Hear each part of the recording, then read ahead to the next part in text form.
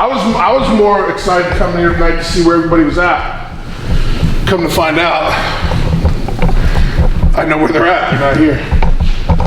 Like I was talking with Eric. I know a lot of times, like when I'm here, and I think a lot of seminars, it's a lot of, okay, do this, do this, do this, do this. Okay, we don't have time to go through it. Do this, do this, do this, do this. And on the plane and stuff, and I'm gonna sit. The thing, like, sit. Chill out a minute. This is, hopefully nobody's disappointed that we're sitting more than we're doing anything else. I'm not. Did you guys work out this evening at all? I worked out at least 25 hours or something. You came to work out, right? Say that again? Did you come to work out? I don't know. I just We're gonna do probably more of a mental workout than anything. If everybody, Coach, you okay with that, Danny? Yeah, absolutely. I prefer that anyway. Because a lot of times, and like I see you and I see you guys, and we go, right? And we're banging and we're sweating our asses off, and everybody does all that stuff. And I leave here going, yeah, we gotta get to the meat and potatoes of this thing. And I get to spend time with like Barb and Warlord and Honky Tonk and guys that were there for me when I was you. When I was a year into the business, I was getting my ass handed to me. Knowing the slide of it was, I knew I could take those guys. I was 6'2", I'm 350 pounds, I was all gassed up, and I was 10 years younger than they were. And I'm thinking, why am I letting this happen? But after it happened, every time they sat me down and went, hey, tomorrow, try this when I do this. They don't know me from Adam, but try this to do it. So it always makes me think of what are we not saying when we're together? What are we not thinking of? And then I start thinking about all this news, and not to harp on it. When guys are losing their job for stupid shit, what weren't you taught, told, spoken to about that makes you think that you're exempt from that? Right? Does that make sense? Let's look past for 1 minute. And I think I said this the very first time I was here. You never know why somebody's coming in the door. So if I come in the door, this is my third trip or something like that in the past 2 years or a couple years or whatever it is, third or fourth time up here, and you still look the same, is that because of me or is that because of you? It's not a shot. Whether you're less weight, right? Or if you're bigger or not bigger or whatever the case is, right? Who is that on? And that's why I would say you never know, like the Rolodex. You never know who coach is bringing in and what he's thinking of. And I see you and I go, oh man, I like this kid. And that's why I say, hey, what were you last time, right? You were heavier. I knew you were heavier. So here's the good thing is, like, you know where you're at, but is that where you want to be? And if that's where you want to be, what's the presentation for how you want to be? Is that, you know what I mean? So I'm gonna like, hold on tight, fireman, because you're about to get mind screwed. Because if this is your first day, you go, I have no idea what the fuck's going on here, and I'm going back to Puerto Rico with him. That's the only humor I got tonight. Going back, fast forward to this young man who just got released this week. Oh, yeah. You're a #1 merchandise seller. You're on course to make pretty close to $1 million a year, and you're still a low middle guy. So what did his coaches, what did his agents, what did his fellow gamesmen not do to help him, or what is it that's missing? And you guys have to understand, going back to talking to coach, and I enjoy talking to Danny so much. I'm a couple years his elder. I got you by what, 10 years? Yeah. But we're in the same business, same mindset. Coaches are coaches no matter what. But I always go, what makes a guy think, no matter how big and good looking you are, and you look the part when you walk in the door, what makes you think that it's his job to get you to the next step? His job truly is to tell you what it's gonna cost. Here's what I'm gonna do for you. Then when you're here and you build that relationship with your coach, here's what I'd like you to do for me while you're here, because here's what I'm gonna continue to do for you. That's 1/3 of the pie. Another third is, what are you gonna do in that time? To me, the other third is, what are you gonna do when you're not in this room? So I use the cat that just got let go because I know the tools he was given. I know the classes he was taking. In this day and age, we have public relations classes, you deal with human resources, you have social media classes, you have acting classes, you have every class you could ever imagine. You have people talking about higher education, financial classes, what to do with your money, when nobody was telling me, back when I can say, I don't care what y'all make now, when you get paid a 6-pack for an 8-hour ride, and that 6-pack's gotta be split between 4 other guys, that'll piss you off. And I can't put 1/3 of my bottle of beer under my pillow to save, right? I would gladly do that again. I would go through it now at 52 just for the fact of, I wonder what I would be like if I went through that same thing again now, knowing what I know. So if you're waiting for someone to tell you to put your money away, how to be smart on social media, instead of following, and I always use the thing about critiquing and criticizing. If you're on social media going, oh, what a schmuck. Yeah, he's on social media and you're following him. You're following her. Who are you? What are you doing? What's your brand? Right? Ultimately, for me, I'd like to see you not be always the go-to guy for the mini haha. But I think you like that. So if you like that, it works for you, cool. But what are you gonna do if I come in and you still got the long hair and you still got what are you gonna change? What's your goal? Rhetorical question, you know what I mean? But I use you as the example. Just like I use him, right? He's the example. You can't wait for people to give you things. You gotta go look for it. You gotta go look for the answers. And instead of looking for the answer of when am I gonna work, or when am I gonna be champion, or when am I gonna do this, or why do I have to do this? What are you bringing to the table to make a coach, any coach, your coach, wanna see you more? If you stay busy, I always say, if you stay busy, great. If you can work twice a month, that's your gig, and you feel good about it, and you have a regular full-time job and babies to take care of and stuff like that, and if this is, and I don't mean it bad, because I always say no disrespect, if this is your hobby, and you just love wrestling, and you can make some bucks at it, but you have a life outside of it, then don't ever change that. This probably doesn't pertain to you whatsoever. But if you're looking to make a living at this and be seen and get an opportunity, then what are you doing? Not what you pay. Not how many days a week you come in here, because you don't check, hey, 5 days a week. I know guys, 20, going on 29, when, if I make it through this year, it'll start 29 years, but I know guys who are still in Brooklyn who were there when I was there.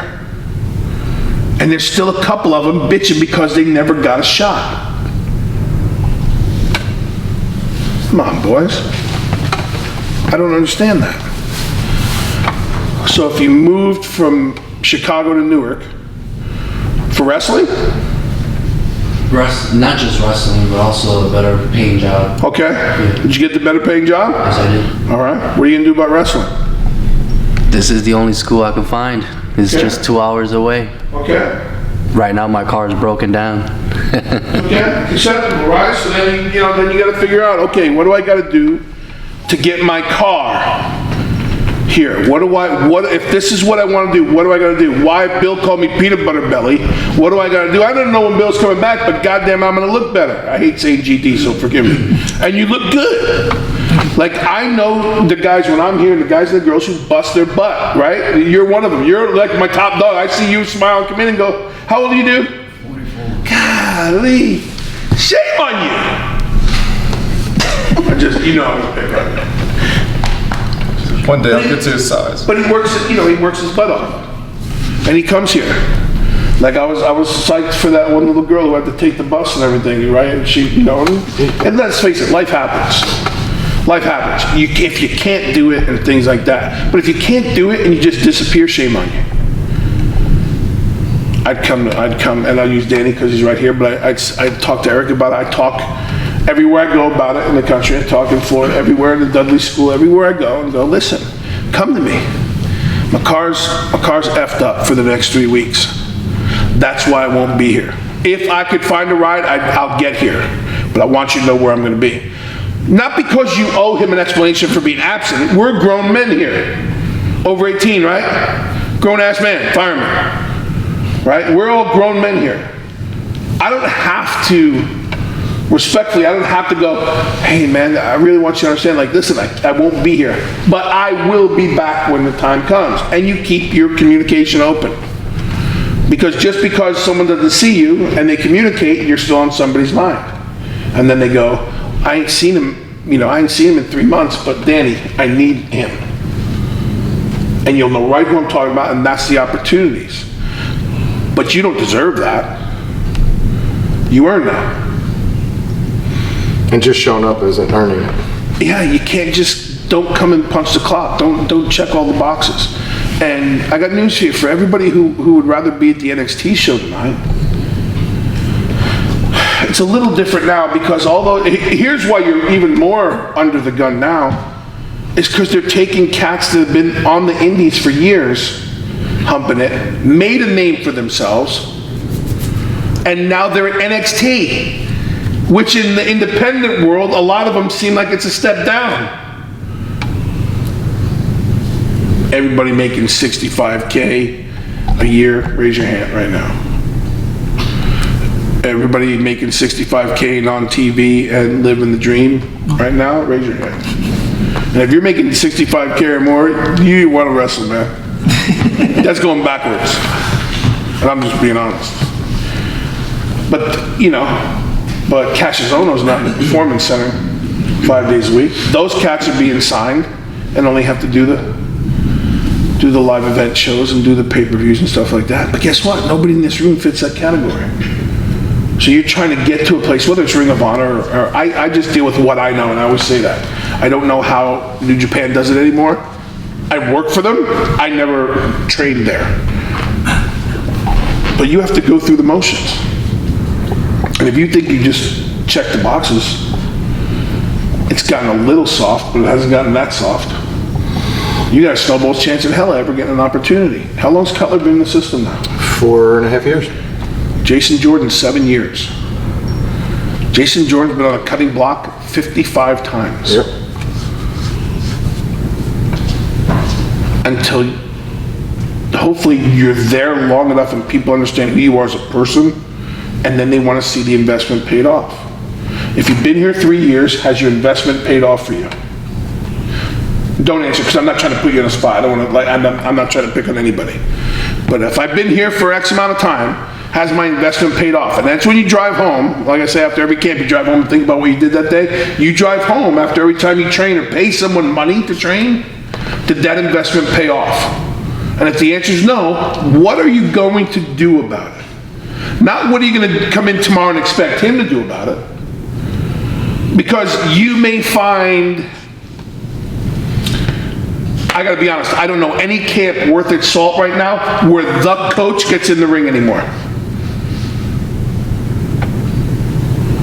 I don't need to get in the ring to make you better. You need to be here and get in the ring so I can help you get better. Otherwise you're being trained by a student of a student of a student of a student who likes to come and bump around. But every time when you leave here today, make a decision. You have to understand, did your investment today pay off? What did it cost you to be here today? $40. Okay. When you go home, on the drive home, was it worth the $40? Is it worth another $40? Or is it worth another investment to come back here and see what you have to offer? You're seeing right now what Danny Cage has to offer you. It's opportunity. NXT has an opportunity. WWE, ROH, Lucha Underground. I went to Puerto Rico in 1968, only because I remember the year, it wasn't 1968. I was supposed to go for 2 weeks. I was greener than goose shit, which means I was just starting to hit the ropes, and my coach was giving me matches. Fast forward, because your coach gives you matches, they don't count as work. In-house matches don't count as work. That's a Billism. Some people disagree with it. But I went to Puerto Rico for 2 weeks because they were starting a new company. Chicky Star brought me down there, Hercules Ayala, and I stayed there for 2.5 years. That was the longest 2-week stint of my life. Because it was where I went there and I went, I have no idea what they're talking about. I got to figure this out. Because if I didn't know, if I left the island not knowing what they were talking about and went back to Brooklyn, I really don't know what they're talking about. When was the next time I was going to get that opportunity? And I wanted to be there for 2.5 years and cut my teeth in Puerto Rico with some of the best in the business. Some you probably never even heard of. They're the best in the business. And it led to Japan, it led to Mexico, it led to all these things, led to WCW, led to all these things. And I always say, I've been fortunate enough to be in the right place at the right time. But I also knew when to stick my nose in to everything I was doing. Let me go all in. If I do the Fosbury flop and fail, I got somebody's attention. They appreciate my zeal. But if I would have done the Flintstone flop and failed, they would have said, hey, don't do that again, but it looked good doing this, and someone would have pointed me in a direction. Unfortunately for me, I hit it pretty good, and then I had to do it for the next 20 years. It hurt like hell, but I made a living at it. But in between knowing I could hit a 360-pound moonsault, I was still trying to figure out what worked in Puerto Rico, what worked in Japan, what worked in Mexico, what worked in WCW, because none of the shit I did building up to that worked in WCW. I became a punch kick guy. You guys in this generation, you're told you're a punch kick guy, I'm gonna go out and do whatever I want anyway. It's TV, what are they gonna do? Fire me? Yeah. Not bring you back? Yeah. Then you're gonna tell stories about, oh, it's a bunch of dicks. I stole the show, I had the best match of the thing, they fired me. Business. Everything is business. Everything is money. If you do stupid shit and you get called out on it, am I gonna say, I don't know, Bender, he's my guy. Yeah, Snickers is giving me $10 million a year in advertising. I'm gonna go with Bender. No. This is business, right? So if you're screwing the pooch, fast forward, and if you're doing all these things, so backtrack. What does that mean to coming here? New tag team champion? What are you willing to do to earn that? Not what did you do to earn it, what are you willing to do to earn it and keep it? What are you gonna do with your body? What are you gonna do with your hair? What are you gonna do with your tan? What are you gonna do what's your presentation gonna be? Are you gonna get new gear? Are your promos gonna be better? What are you willing to do instead of waiting for a crotchety guy to go, you screwing me over, dude, you're out. He's my next tag team champion. And you go, but I'm here 5 days a week. Okay. That's a 9-to-5 job. Wrestling's 24 hours. Right? So that's what I put to you, right? I put that, and that's what I put to you on this visit. What are you willing to do to be different? Don't misunderstand me. If you're comfortable in what you do, don't change. But at least then look your coach and everybody in the eye that matters. And I think it's only your coach or the guy who's booking you. Like if I was booking you and I said, hey man, I'd really like you to work on some stuff, I would much rather hear, I'm really comfortable in what I'm doing, I like it, and I'd like to continue working for you, but I'd like to continue doing this. I'd handle that conversation a whole lot more than, hey man, I really like you, I want to keep bringing you in, I'd like you to work on some things, if it's important enough to you, you yeah me and go, and then 2 months later come back and be as white as Sheamus and doing all this shit, and I go, I thought we were cool, right? I thought we understood each other, and it's just business. Whether it's $40, whether it's 400, whether it's 4,000, whether it's you're coming in for a convention, coming in my pajamas doesn't represent the man who books me. So you come in close to the gimmick that people know. So I get to wear my cargo, my camouflage stuff and the wacky shirts and usually a goofy hat or something. Or I wear wrestling attire, wrestling attire. So what are you willing to do for the investment? What are people going to think about it? Because being a hard worker doesn't mean anything. if you're not willing to do the other things, if you're not willing to go the extra mile, and the extra mile has nothing to do with him.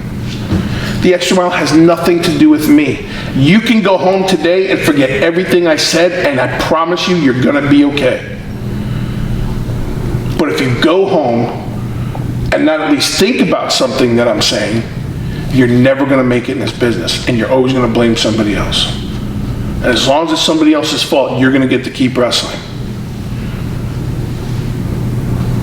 Because you leave Danny, go wrestle somewhere else. You come to Florida and come bang with me for a little bit and leave, you're gonna go wrestle somewhere else. But that's what you're always gonna be doing. What's your end game? What's your goal? My daughter's 25, she just interviewed for a great position with the Fairwinds Credit Union, and she's gonna work her way hopefully up in the HR. And they said, what's your 5-year plan? She said, Dad, I don't know what to tell people. Yes, you do, because she was raised that way. What do you want to do? What's your 5-year plan? What's your plan for 2018? What is your goal? And what are you going to do? And how are you going to challenge your coach to give you that goal? Or at least be man enough to look that coach or the owner of this business or any other business and go, I'm not getting it here. I'm going to go out there. But I'd like to leave the door open and leave in a positive, you know what I mean? Have an understanding as men, like, I got to go. Can I address that? Yeah, please. Because here's my big thing is I hear people all the time say, I have to get out of my comfort zone. I have to do this. That's like going to the gym and you're not getting the gains. So you go, this retro fitness isn't working for me. I'm going to LA Fitness. But then you go to LA Fitness and do the same things you were doing at retro fitness. You're going to get the same results. Getting out of your comfort zone, you don't need to change of a zip code. You don't need to do anything. It's all your mindset and how you approach things. So you don't have to necessarily move. Right, you don't have, yeah. But if you're going to, you're the only one responsible. Yeah, and you have to approach it totally different because you're going to keep doing the same things. What are you going to do when hey, everybody here made it to NXT, you all have a job right now. You all report to the Performance Center next week. And you're all going to lift the schedule that we give you. Sorry, the schedule they give you. I don't give you the schedule. Old habits. No, I'm not there. I'm not part of it. I'm strictly a voyeur. I'm a voyeur. Not a creepy one either. Right, but you go. Well, I don't lift like that. Well, I got 65K a year, so you do.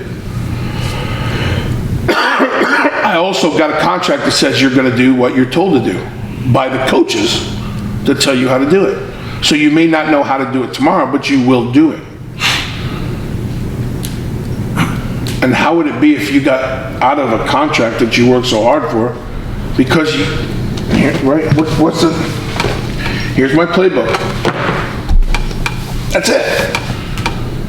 I'm not asking you to do anything different than anybody else, except stand out and go by that playbook. If you can't do that, it's cool. Shake hands or part ways. You go wrestle. We're gonna still wrestle. Everybody will be happy. But that's pretty much the name of the game. There's no finger pointing. There's no, well, he did this, and all that stuff comes from, you know, high school bullshit. Well, Bill made me fail. No, because I'll pull my contract out that I've had every year for the past 28 years. My job is to make you better. If you're good at what your job, that means I'm good at what my job is. So out of 100 kids, I said kids because I'm older than everybody but you. If 93 are successful and 7 aren't,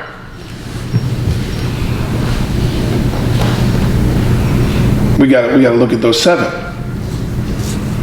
If you were smart, you'd keep a chart on everything you do. Here's my gains, here's my shit, here's my...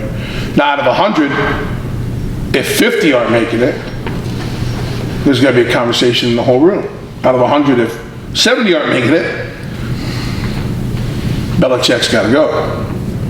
But if you're winning the Super Bowl every year, then you're doing something right. And if you've been part of that team for all 6 years, then you're doing something right. You wanna make it in this business, you have to do something. You cannot rely. Take a suggestion and run with it, but if you're getting the same suggestion over and over and over and over again, and if you keep chasing a dream to different places, Instead of like, it really is a gut check, a reality check of, what am I doing? What am I doing? Yeah, Danny fucking makes me mad. But he hasn't deterred me from what I'm trying to do. He's just giving me ground rules for his school.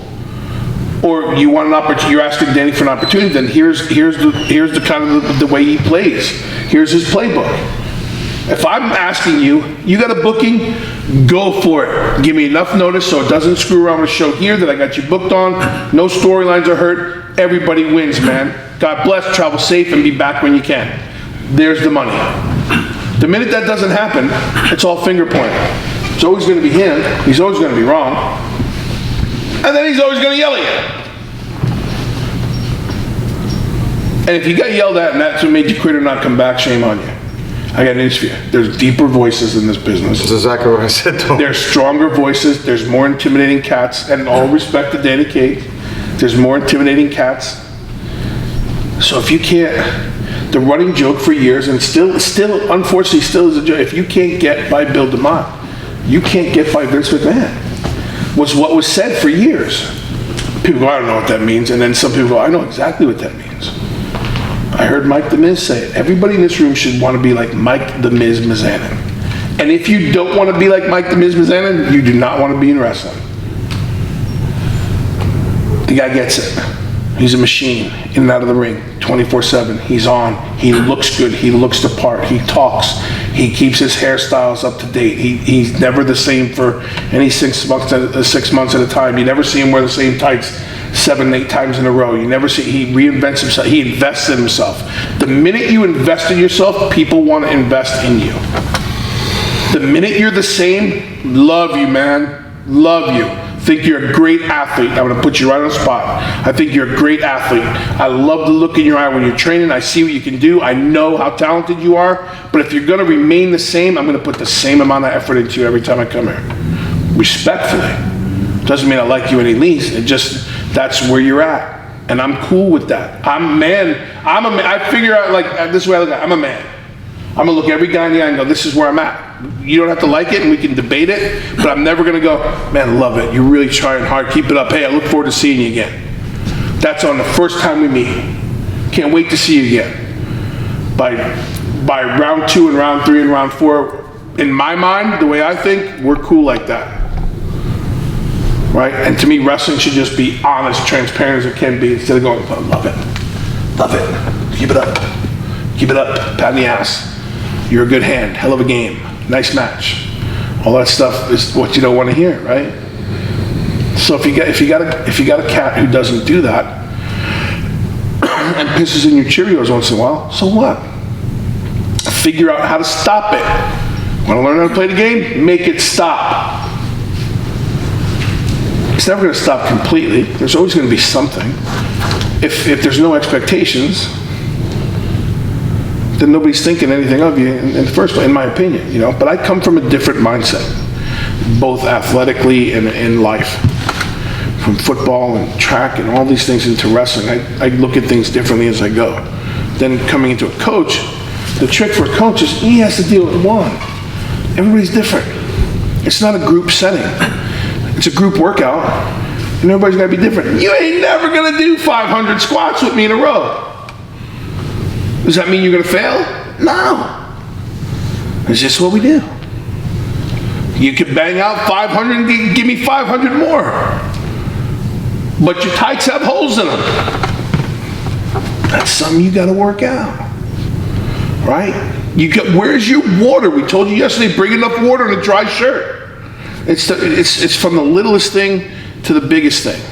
Drop the weight, get a tan. We don't want everybody like, my man here is a big son of a gun. No one's going to look at him a la Bull Dempsey. You need abs. Mark Henry, Rusev, up and down the line. We don't want everybody looking the same. If everybody got short hair to the side, what are you willing to do? You're like, I don't want to see you with the same haircut next time I see you, straight up and down like 6 o'clock.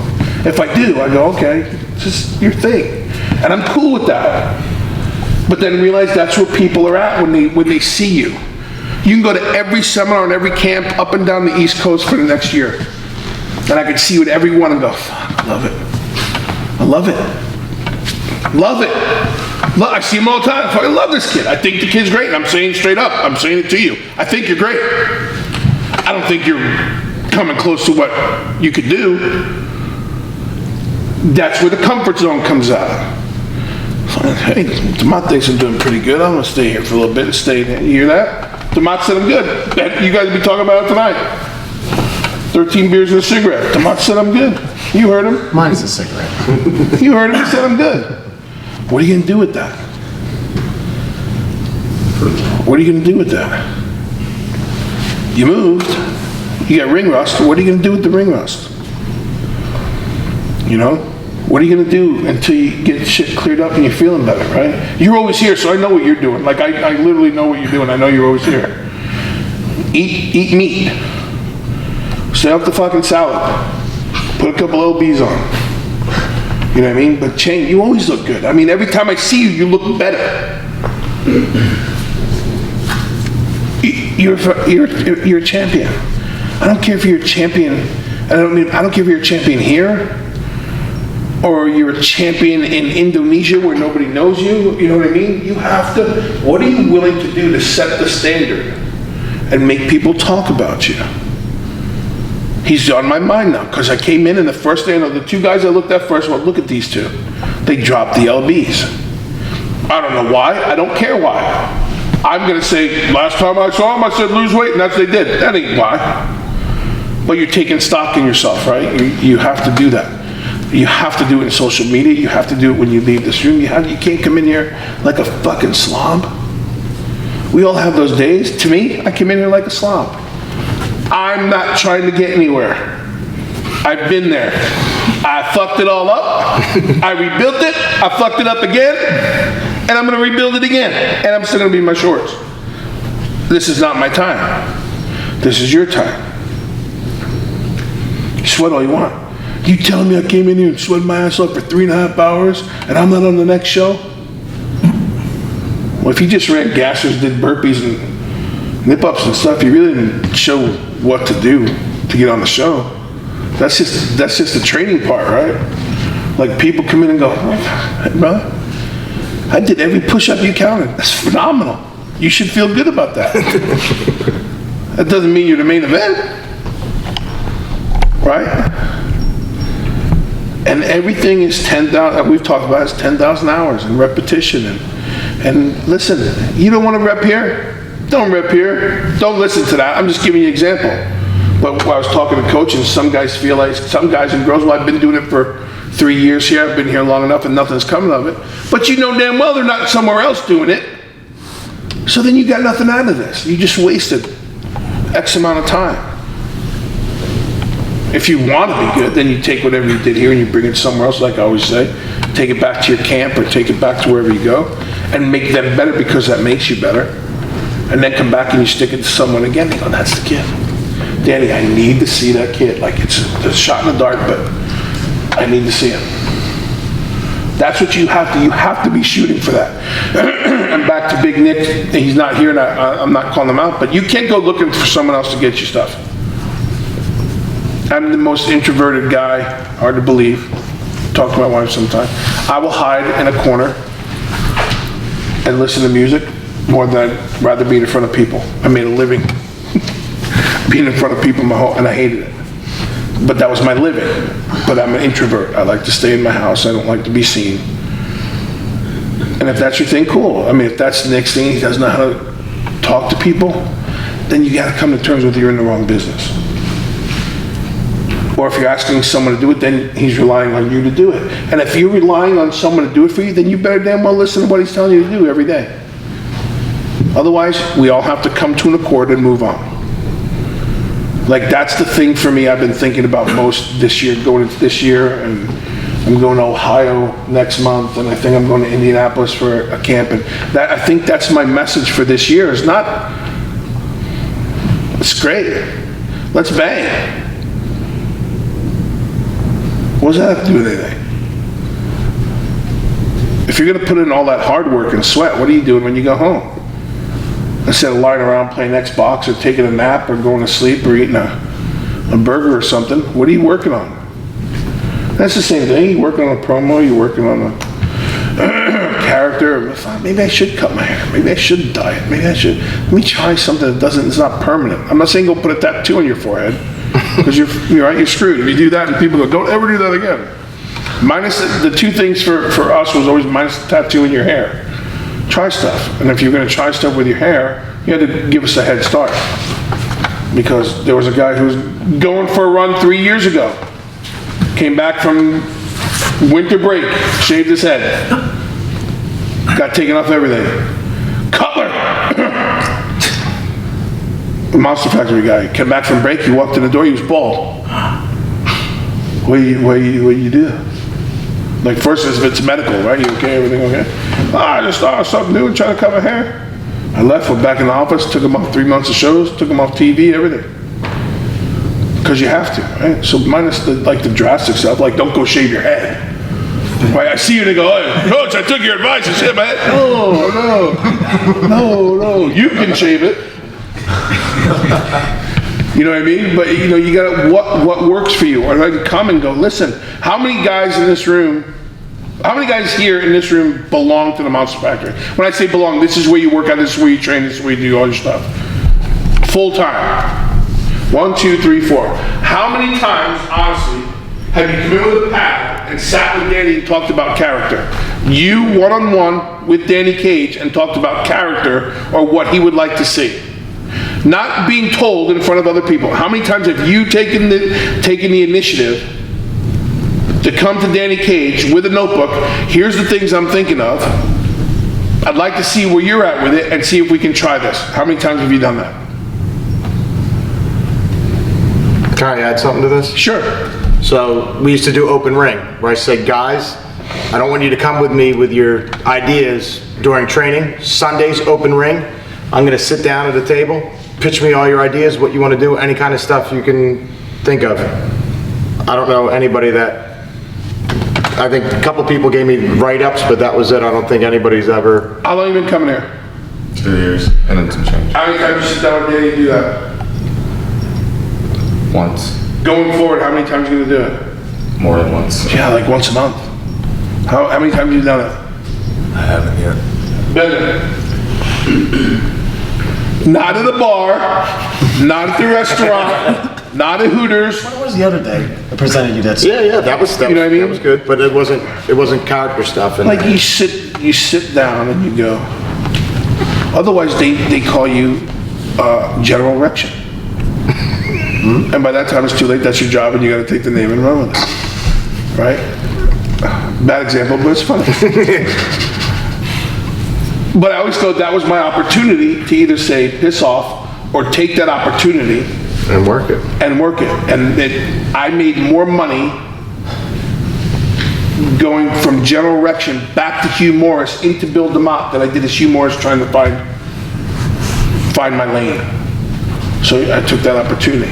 But like once a month, and if he says, hey, piss off, I'm busy. Okay, when are you not busy? You gotta put it on him, respectfully, but you gotta put it on him.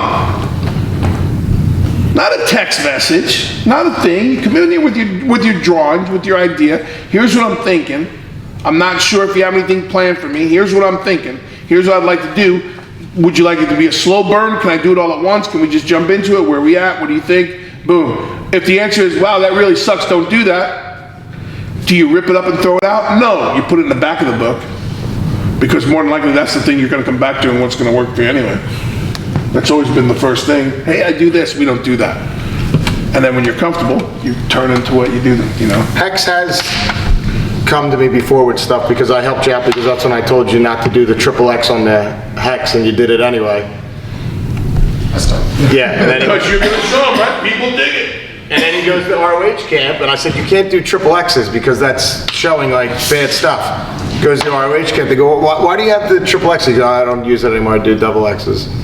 But That was an accident too. and I told him, I said, you can't do that, but he still got it. And it's always the bad thing when you hear one of the coaches or somebody say, well, back in my day, I promise you, I had 4 different colored boots because I knew someone was gonna have white. My first pair of boots were pink. My second pair of boots were yellow. My third pair of boots were purple. And then my fourth pair of boots were white, because then I learned that if I have white boots, I can wear them with any of the outfits I had. I never felt like that. I'm a grown-ass man. I'm not trying to be a fashionista. I just want wrestling boots, but I'm looking around going, everybody got them. How do you stand out? Everybody does this. What do you do? You know, at a time when you had to think for yourself. And in our time, you had to think for yourself. In this era, you don't have to think for yourself. What I'm saying to you is you got to start thinking for yourself. Because if you're waiting for someone to go, I got it, then you realize you're here for 4 years. And miserable. If you're here for 4 years and happy, run with it. Run with it. Keep doing your thing. I never want it to sound like I'm deterring you from doing your thing. Do your thing. If you can make money and you're happy, listen, dude, you're a fireman. You save lives. I stand up. I applaud you. I will carry you anywhere you need to go. I respect everything you do. If you want to be a wrestler, you run with it and have fun. The minute you don't have fun, ask yourself why you're not having fun, and then that's when you know if you got to stay in it and have fun, or it's just not your thing. Respectfully. You may find that out 30 years from now, and you've had 30 years of fun and go, okay, it's not fun anymore. Right? There's guys who make millions of dollars a year and go, I'm not having fun anymore, and they leave. Don't think having to do push-ups and squats, I'm not having fun doing this. Nobody has fun doing this. Yeah, show me one guy. And anybody goes, I love CrossFit, coach. Seth Rollins loves it. Finn Balor don't love it. Seth Rollins don't love it. None of them who Danny's love it. It's because if they can change up their workouts all the time at CrossFit. But you better be able to move. You better be able to. But you got, if you're not having fun, get the respectfully. I would say today, if you're not having fun anymore, get the fuck out. You're gonna get mad, you're gonna get pissed off, you're gonna get deterred, you're gonna feel down. Oh, nobody likes me, oh, I'm a bummer, oh, nobody laughed at my shit today, oh, I'm not the flavor of ice cream this week, oh, who cares? Whose bills do you pay in here besides yours? Whose bills do you pay in here besides yours? You pay his car? Whose bills do you pay in here besides yours? And then I don't care. If we get along, great. I've been fortunate enough to be in every locker room I've been in. I got along with everybody. The ones you didn't, we figured it out real quick. We moved on. Either we got along or there was one less guy in the locker room. Right? But if, you know, you come first. You come first. Why'd you come here today? And you're gonna, listen boys, you're gonna have a day where you come in and you're just a sloth. You're gonna sweat your ass off, you're gonna try hard, and just nothing's coming to you. You're gonna have bad bumps, you're gonna have off timing, you're gonna trip and fall, and that's it. And as long as you come to terms with that every day, it's golden. And when the bell rings, as long as you can give that 10 minutes you need to give, right? But if you have a bunch of days like that, you gotta ask yourself why. But every once in a while, we all have, you know, I probably got more opportunities because I slipped and fell and they thought it was something cool. Right? As long as you can figure out how to roll out of a fall, you're good. But that was my thing going in. I thought, I come here a lot, and I'm a physical guy. I like to watch feet for the guys who've been with me. I like to watch movements. I like to see bodies moving. I thought, what haven't I done? I've never really sat down and said this, or this. We could probably stay on it forever. And I'll say his name. I don't want to say his name because I don't want to point him out. There's been a lot of guys. For anybody who doesn't know, I spend 99% of my time now with my daughter's foundation. I spent a lot of time traveling, talking to kids and college students and law enforcement about drunk driving, impaired driving, distracted driving, and decisions that they make. And how every decision affects someone that you don't even know about. And I did a thing with CBS News, and the reporter said, well, why do you feel like you can do that? And one of the first things out of my mouth was, wrestling prepared me for what I'm doing. I can talk about it because it's my daughter that I lost. But because I know who I am, what I'm trying to accomplish, and I know my audience, I hate to say it that way, but I know who I'm trying to appeal to and try to make them understand what it's about, that I can do that. This is not the end-all, do-all in your life. If you can make a living out of wrestling for a little bit, make the living out of it and realize there's something else out there for you. Whether it's in this business or not, whether you're gonna be a commentator, an agent, a producer, anything. Work in the truck, a scout, or go on to become a coach or whatever it is. Wrestling's not the end all do all. But I promise the things that are said to you about wrestling apply to life. So when I sit there last week and a superstar gets busted for DUI, the first thing I get is pissed off. One, because I know the kid. And two, he's been given every opportunity to know better. He's had every class. He's had everything afforded him to make good decisions. And everybody knows that if you do that shit and get caught. Listen, if Eric Sims over there, not that it wouldn't happen, Eric Sims left here tonight and got busted for DUI. TMZ doesn't give a flying fuck. The wrestling world wouldn't care. There'd be a couple boys busting his balls about it tomorrow. He made a bad choice, everything else. You want to be a superstar, you want to be a celebrity, you want to be one of those guys, then you got to realize that every move you make is being watched, and then you offer that to the world. So if you're going to do that and put your life on blast, because if you make it, and if you have the opportunity to do more, and if you start to make money, and if you get a chance with NXT, WWE, Impact, New Japan, all these things, Ring of Honor, all these things, and if you do that, then you have to know what you're doing. And wrestling has nothing to do with it. What did you get into this for? You're going to be great. You can be great all you want. You're going to make one mistake in public that'll cost you everything you ever worked for. Then you're going to sit there and blame everybody else again. Well, he never taught me that. She never said that. Well, I was on the road for years. No one ever brought that up. So I don't want to be that guy. I want to be that guy to go, let's break it down. You call somebody a motherfucker on social media, you are not worthy. You are not coachable. You have just put an X over your name for the next 6 months. You retweet something about Nazis, album cover, a tattoo, you are not worthy. You're not coachable, and you're not going to be touched.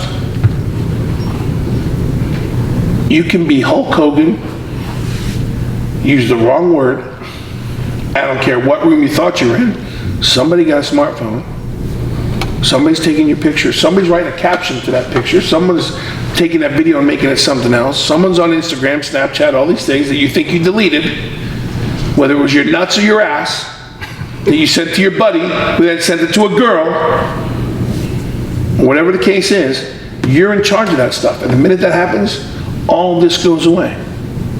All your hard work goes away. So you have to decide what you're really getting into.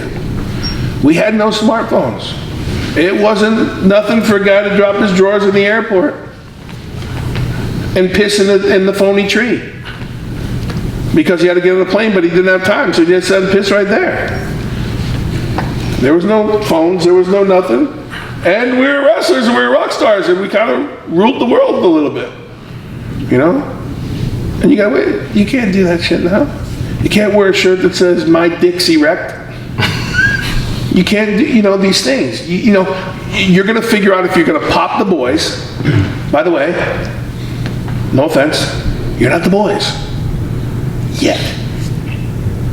But you're gonna have to figure out, am I here to pop them and get a rise out of them and become a goof? Or am I here to, to make something of myself? Like what I do in this room is cool, but when I leave, I have to stop that. I'm a dad.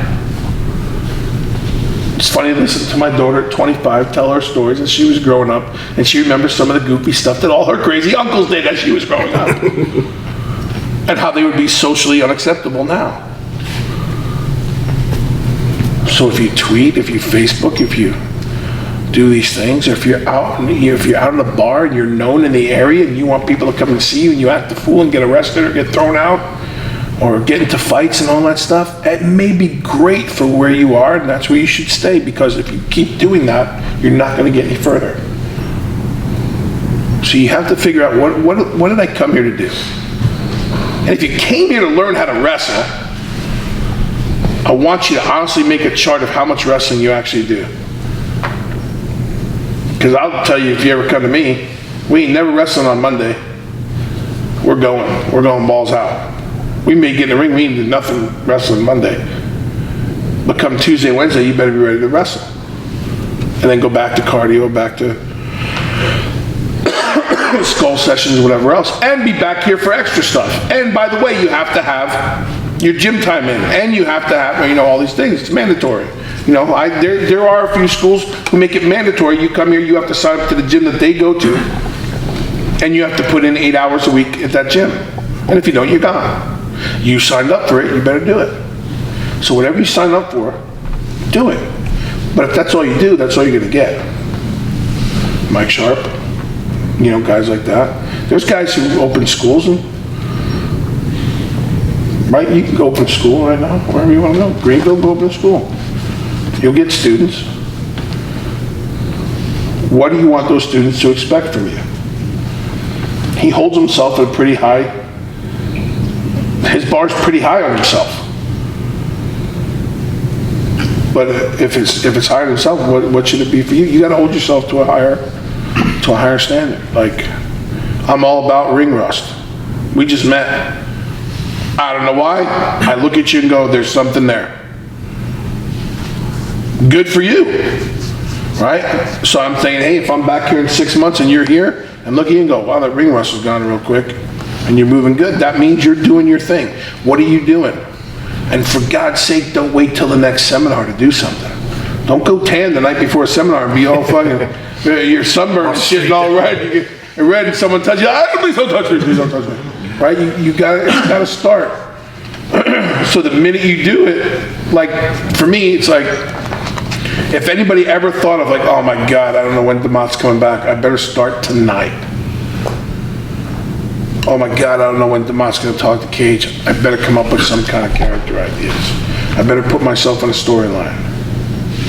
What's the storyline? Everybody, back when they were starting me, everybody, well, John Cena, you are not starting your storyline with John Cena.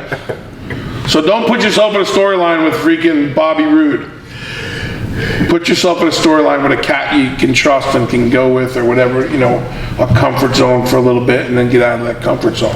But going back to the other thing about, if you're not comfortable here and you decide to go somewhere else and do the same things you did here, you're just running from yourself. You're just running from, I had one teacher, I had one coach, I had one school.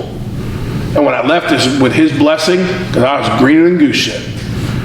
And when I was ever in town, I went right back to that school, but that was me. It's a different time.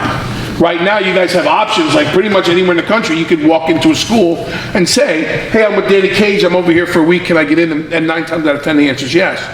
But if you get in and don't do shit, that's on him, right? So I'm all for getting out of your comfort zone. I'm all for guys getting out of wherever you work now. Go work somewhere else. But if the caveat is, hey, go work wherever you want, just let me know so it doesn't screw up what we got going on here. Or just tell me, I have no plans of being involved in what you're doing here, I'm going somewhere else. Either way, man up is what it is for me. But more importantly, don't man up to Danny or to me, or to, man up in the mirror. Man up in the mirror. This is what I want to do. I'm going to go. Like, if you go home tonight and go, fuck, I'd like to give it a shot. Let me talk to Danny. Let me give myself 6 months. Let me see what Danny says about 6 months. Maybe there's thing, and I'm just throwing, so don't go by this. Don't hold me to it. Because like for $40 you can come here for 6 months. I'm just kidding, you can't do that. But you know what I mean? Let's say you're gonna go for 6 months. Let me see what 6 months feels like. I know if a lot of guys had that option, they'd realize in 6 months whether they were coming back or whether they were gonna, leave. But do that. Set yourself, what is my thing for January? What do I want to accomplish? What did I do, and what did I do, and what did I not do before I point out what he's done, or before I point out what the Dudleys have done, or before I point out with QT has done, or Johnny Rods, or Paul Roma, or Rodriguez, or Alex Porto down by me, and all those guys. Wrestlers are a dime a dozen. You can have the best match every night. We already got one of those. Wrestling is a small part of what you do. What are you going to do with the other 2/3 of this business? You know what I mean? And never think that nothing can happen to you. I can put all the shade I want on him. If I go, Bender, everybody's looking at Bender. The minute I fuck up, it's on me. And that's what guys forget when they get to it. You work so hard to get where you want to go, and you piss it away on one thing. On one thing. You slap your girlfriend, you're done. You threaten your wife, you're done. You're going through Walmart and your kid grabs your hand, you slap the kid's hand, someone took a picture of it, you're a wrestler who's beating a kid, you're done. Your side of the story doesn't fucking matter. You're in a bar cutting a promo with your buddy because you're both so wasted, it's the funniest thing in the world, but on the film, it's a guy narrating how you're yelling at a customer who has no idea what you're talking about. Oh, and by the way, he's a wrestler. You're done. You're untouchable because there's somebody else just like you out there that didn't do it, and that's the one they want to deal with. That's the one they want to groom. Yeah, but I speak Spanish. So does someone else. Mojo Raleigh has his family is from. His roots are Arabic. Now that guy's, by the way, just for the record, he's a genius. Just so you know, he's a mathematical genius. He worked in the stock markets. He's a Dean Witter guy. And he acts like the biggest goof in the world because he's just a fun-loving guy. But so we said to him, why are you not, when you had an opportunity to be given, hey, you want to learn a foreign language? We'll pay for it. Why didn't you want to learn Arabic? Well, I've just never spoken. Okay, come out of my office. Guess how many people speak Arabic in this company? None. Guess where we try to go all the time? And you get over like $1 million. So even when you're hurt, you can do tours and be an ambassador, cut promos, and get over like a some of my bitch. Really, Coach? Mojo hit the books. Got a tutor. Sami Zayn came in. Sammy's pretty good, and we went to Dubai. Sammy knocked it out of the park. I used the term when John Cena taught himself Chinese in 6 months just to go open the network in China. That was amazing. He did it. He ain't gonna do it. Everybody else is sleeping. He's on the bus going FaceTime with a tutor in another country. 3 hours a night. What are you willing to do? What are you willing to do? You cut a promo, you speak Spanish? You gotta cut a promo in Spanish, and then you gotta learn how to break back into English and, come back to these things, right? It's just in your benefit. You just try things, and you try things and see if they work, and keep a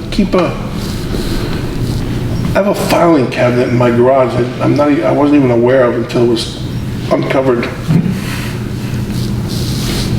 And I have just things I tried when I was in Mexico, things and like designs. And I remember trying to figure out how I could backflip into this corner. I saw the designs of me backflipping from one corner and springboarding out of the other, and I'm going, at 360 pounds, I gotta come from this angle. And so I would sit and not only try to do it, and then I'd mentally try to figure it. I found the whole three drawers of file cabinets go, I gotta burn this shit, because it didn't make me want to wrestle again. I started reading that stuff, it's possible. But you gotta start doing that stuff. And it took me a long time to figure out how to tell guys to do that. Because we just did it instinctively, because no one, listen, if I didn't do it, Mondo Clean was going. And if I didn't do it, Tommy Dreamer was going to get my spot, or Taz was going to get my spot, or Big Vito, or the Dudleys. And we all wound up going after each other. And I think we all did pretty good. And it's rare, but you have to find those things. So now when we come and tell you, and everybody has a different delivery. Bubba Dudley has a whole fucking different delivery. You think he get bass in his voice? Bubba come and slap you. No, you not anymore, because it's not social. But that's the thing for me. I'm all about I'm all about sweating. I'm all about stretching and being physically capable of doing it. Because guess what? When all the entertainment's over, there's still 3 live events a week where you gotta go 20, 25 minutes. And if you can't go and you can't bang, it don't matter how good you are. Mike the Miz Mizanin is the staple, in my opinion, for this business right now. He can go. He can carry it, he can talk, he's well read, he's well spoken, he's well dressed, he plays the part, he invested in himself early on, and people invested in him. Some guys invest in themselves a little bit, they nobody's paying attention, and just when everybody's starting to pay attention, they went back to the Zubaz, the hat on backwards, and a pair of tennies coming off an airplane. No bueno. Is that a lot of fucked up stuff? Any questions about any of that? Like, does that make sense? You guys all right with me talking to you about this stuff? Like, I tell it to them all the time, like the stuff in the ring is good and that might get someone's attention, that might help you get the job, but all this other stuff is what helps you keep the job. yeah, and sometimes it's the guy who gets it, or there's no girls here, but the guy or girl gets it is given more opportunities to catch up to it physically. Because some people may be limited in what they can physically do or athletically, but if you get it, then you're given more leeway and people want to spend more time with you, and then people show you things to get you through it. That's when you get to pick it up and go to live events and start working with people. And Rock was that guy. He's a college football, he's a all-star football player, but it took him a bit, but he was gifted enough where they gave him. Maybe a bad example, but it's... No, but I know what you're saying. It shows that way, He was physically gifted, he's a basketball player, but he was afforded the time because he put the time in, and he wanted to do it. And you can't just want to do it on Mondays. Or you can't just wait till Wednesdays because Monday's no good for you because you've been hungover for 2 days. And you have to decide, is my $30, $50, $60, $100 that weekend at the bar more important, or could that $100 got me another set of gear? Could have gotten me that haircut? Could it have fixed my car? Could it have gotten me,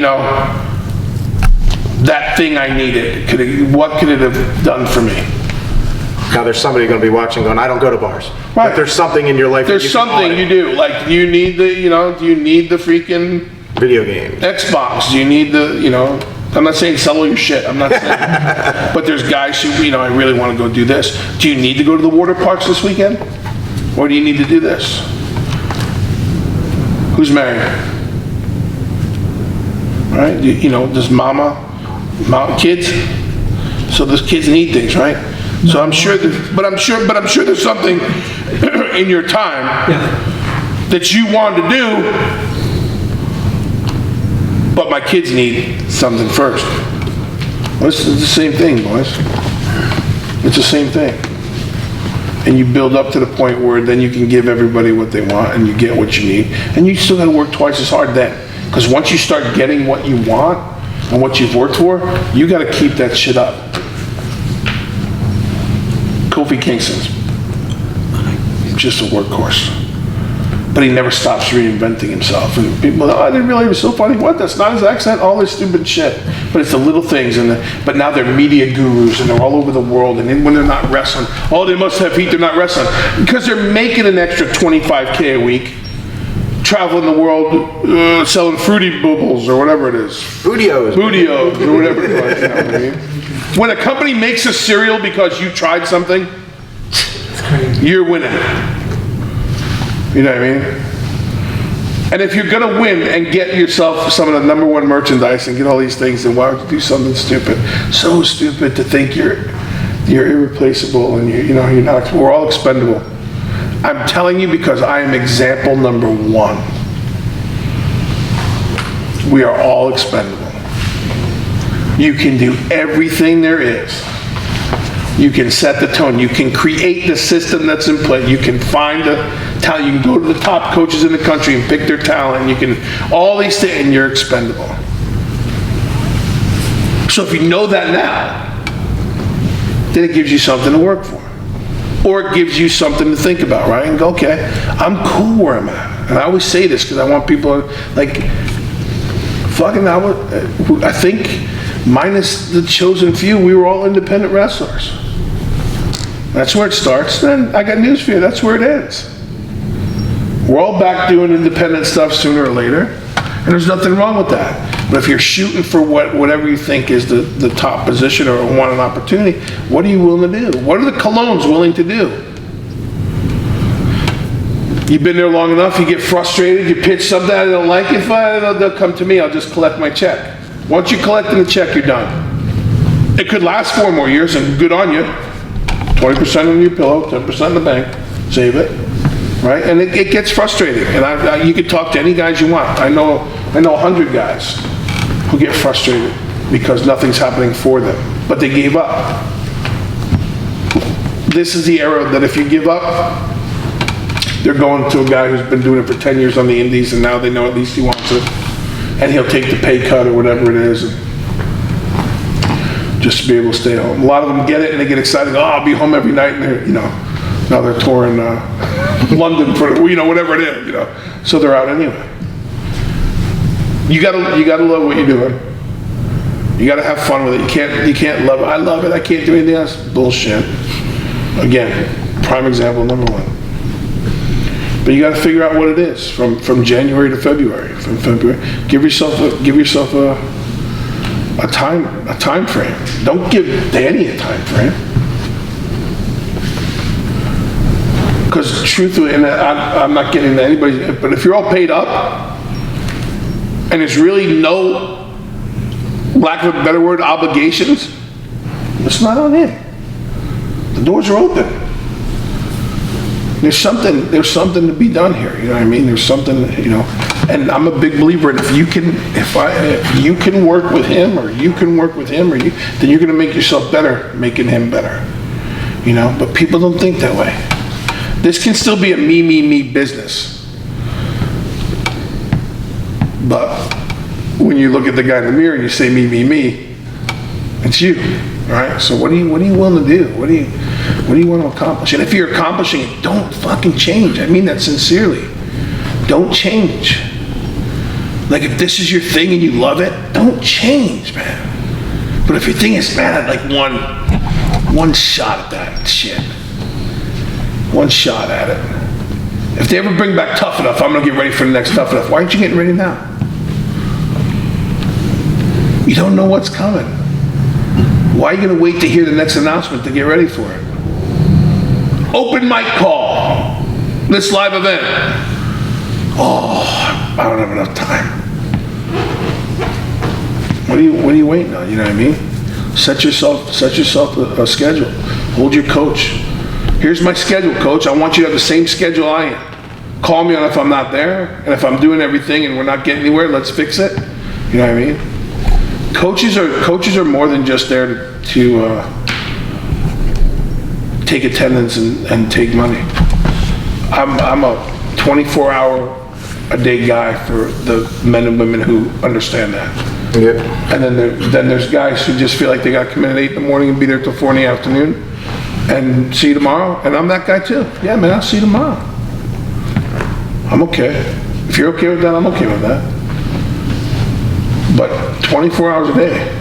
And you gotta remember, it's tough to be a guidance counselor, a big brother, a big sister, a psychiatrist, a father, a disciplinarian, a coach, an educator, all these things.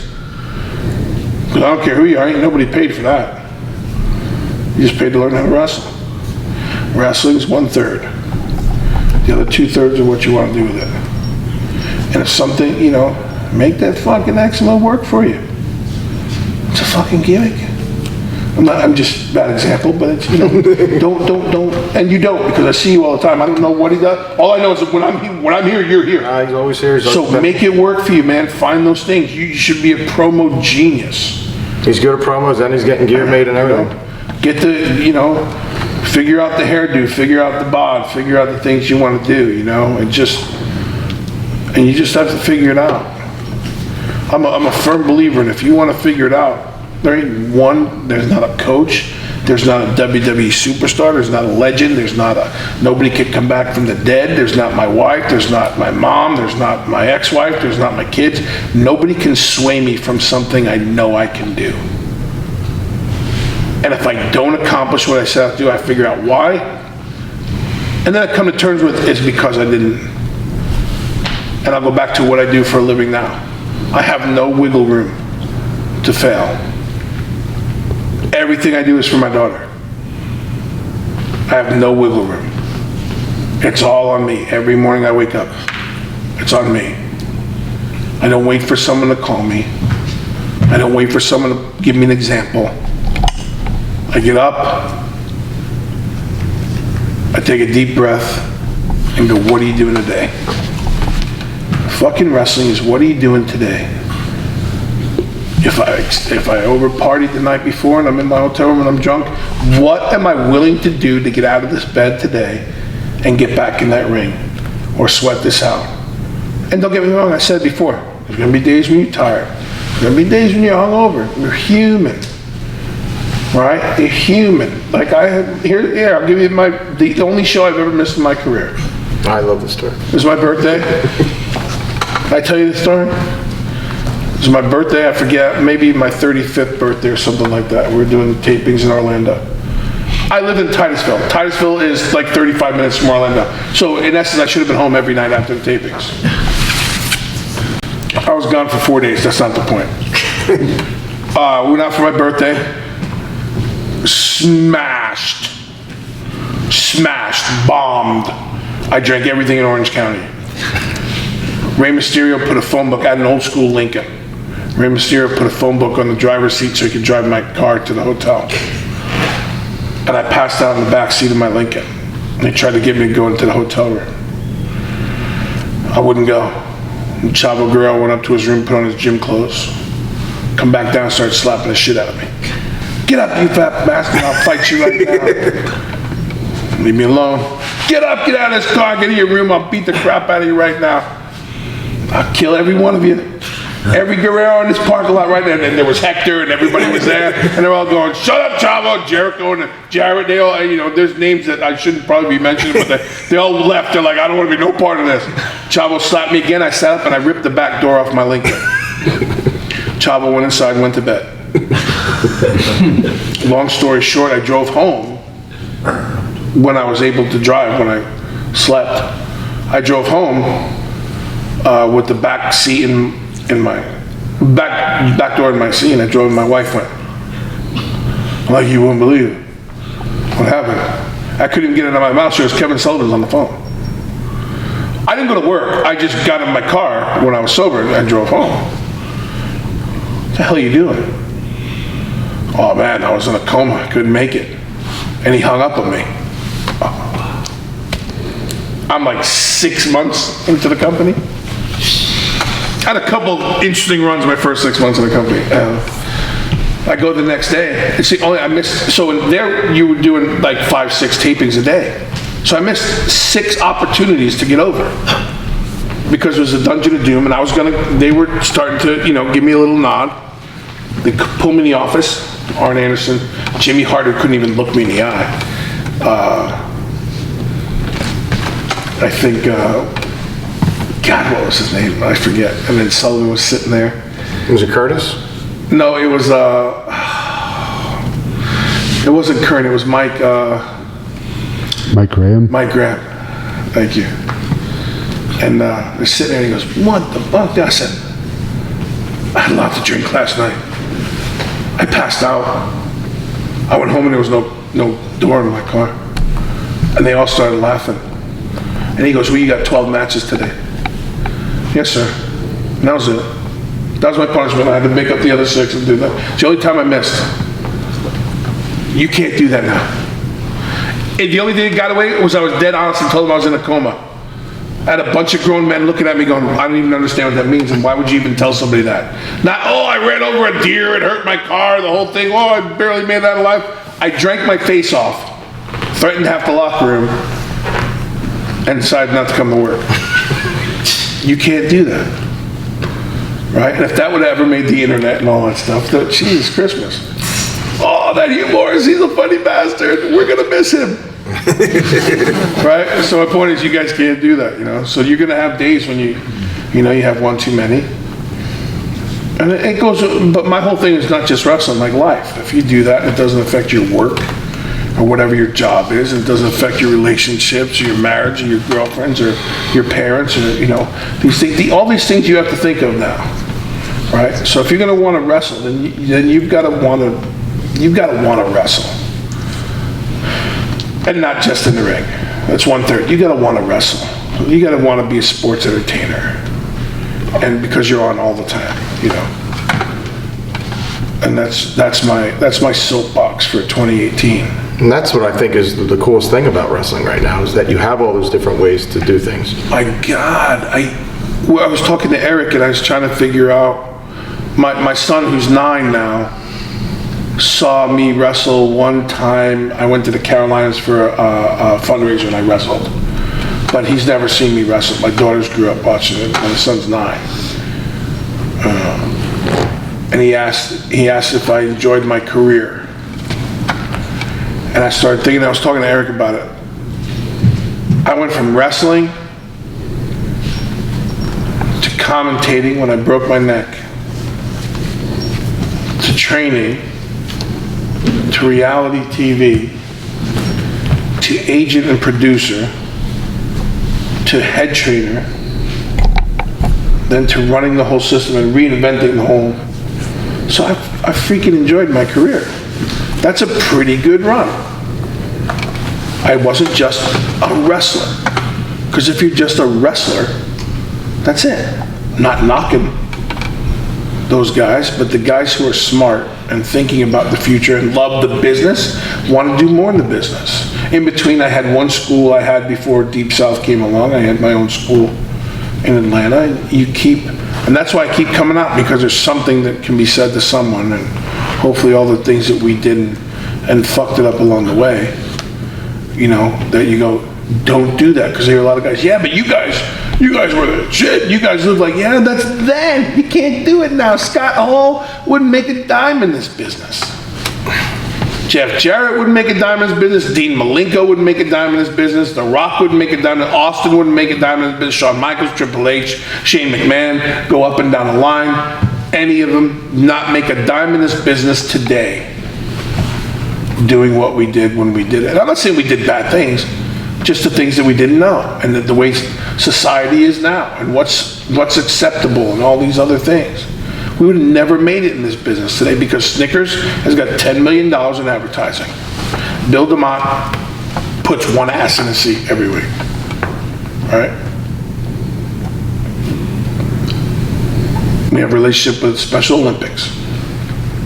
You're acting like a jackass in a bar or on YouTube as a YouTube hit, and great, you got like 10,000 followers, great, but you're never going to do more than just wrestle.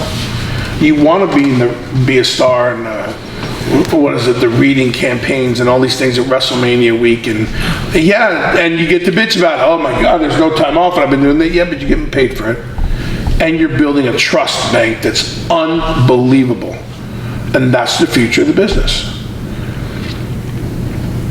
Until then, nobody's replacing Arn Anderson as an agent.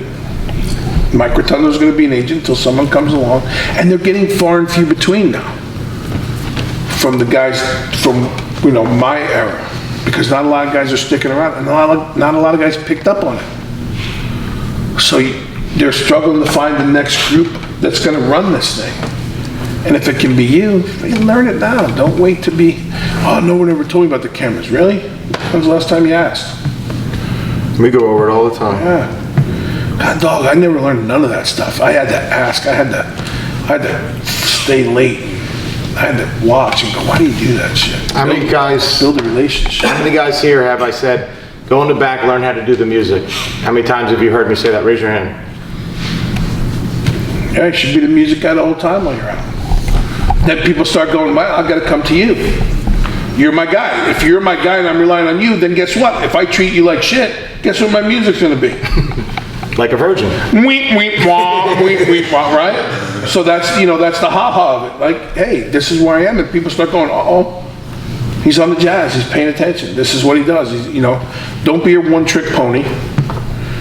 If you are going to be a one-trick pony, be it, right? Because it doesn't last forever, right? So be it. And reinvent yourself, man. Every time, reinvent yourself until that thing clicks. until it clicks. And usually, I'm pretty sure usually it comes back to the first thing you ever tried. But by then you've honed that in, right? You've tried so much that that becomes the norm. Any questions about not what you came here for today? I'm just taking it in, man. Chicky Star got me almost, you know who Chicky Star is? That maniac. They shot at me one night. I hit the deck. I laid in the ring until that whole arena was cleared out. I got back to my condo, packed my bags, and Chicky was already at the airport. You ain't going nowhere. They shot at me. I promise, baby, it'll never happen again. The next night, they shot at me again. And he looked at me and goes, not after this weekend, no more after this weekend. I don't want to play no more. I want to be a baby face. I don't want to be shot at no more. You know, you gotta have fun. That wasn't fun to me at the time. Now it's funny as hell. I mean, we got lips split open with batteries in Mexico and people throwing piss on you and people threatening your life, and you go, I'm doing my job. You gotta be nuts to do that, right? You just gotta be nuts to go, I'm doing my job. No, they said they're gonna kill you. It's because they're mad at me. That's the way I was thinking. Now I'm 52 going, you stupid bastard. I should've got out of Dodge. I have a question for you. Because I looked at the way the Performance Center started off, and they wanted athletes, they wanted fresh faces, new people to the business. And now it's almost like, go make yourself a star, then we want you.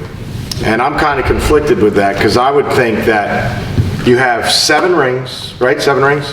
Some of the greatest trainers in the world, countless amount of money, dollars poured into it, TV and network, all that stuff, but then they want you to go be a star first. And I would say, couldn't you get somebody and make them a star? Wouldn't you have more pride in that? And wouldn't you think that a machine like that could create stars and not want them? Well, you take a guy, and again, right? So wrestling's an opinion. Always say that wrestling's an opinion. But you take a guy, Jason Jordan. Mm-hmm. 7 years in the system. And it's paid off. He's now up there, he's now doing well, and whatever happens, my whole thing is once you make it, you're out of there, whatever you do is on you now. I did my job, you do your job. Always have an invested interest in it, but you know.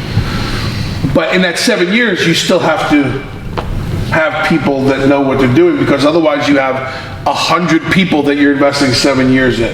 And I think that was my struggle early on was, well, if we have these guys, what are we going outside for? Because those outside guys aren't coming in for 5 days a week. But then NXT became this juggernaut. And the minute we started touring outside of Florida, the bigger it got, and the Baileys and the, you know, Neville and all the Bo Dallas and Tyler Breeze and everybody before they went up. So it was bigger than they got. Now how do you fill those spots? Because unfortunately, as the coach and as the guy looking, overseeing everything, try to remind everybody that once they get called up, we can't fill those slots yet. Because people learn at a different pace and different time. All good, okay, we got 55 that are really good. Some are almost ready, but nobody's ready to take that spot. So how much longer do you hold someone down now to keep, you know, because that NXT thing, when it took off, that was it. So now you're going, okay, what do we do now? Well, we know what we got, and Cassius Ohno's been there, he's doing really good, he's tearing it up on the independents again, doing his thing, let's bring him back in. So at least there's a name they're familiar with, and then at least someone marketable for them to learn from him. And then hopefully these guys that are coming in are bringing their experience with them. Like Owens and Balor and those guys and Neville spent a ridiculous amount of time. They were full-blown PC guys. They didn't just get hired and go, they went through the system. But I think as NXT grows and continues to grow, you're going to find that they have to, now there's a level of expectancy. So you're bringing, you know, Bobby Roode's available, so Bobby Roode comes in. So now the faces of it have changed. And because you still, and as you see, and what I believe in, the guys and girls over there before them that still aren't getting the opportunities, that's on them. That's on them, yep. That's on them. So I don't necessarily agree with, okay, everybody should be coming off the independence now, because it is the state of the art. There's never going to be another facility like it unless they build it. And you can't, because you can't maintain anything more than what that is. It's a 24-hour-a-day thing. But out of that 100, you're still going to do the camps. You're still going to be looking for that guy or that girl, that look, that thing, and understanding that there's 4 years you got to invest in you. But in that 4 years, we still now have almost the number 2 product, right? So that's a moneymaker, and it became bigger. They're touring the whole world now. It's not just Florida. So I think the thing that it wasn't supposed to be, it's become. So then you have to take these guys and girls that have been putting in 10 years, and now they're salty. You know, so it's not like you can't go, you've been doing this for 3 years on like the Northeast independent scene. You're not salty yet. You know what I mean?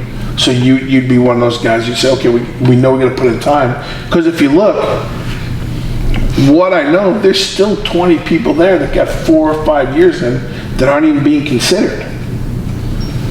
Who is that on? The company?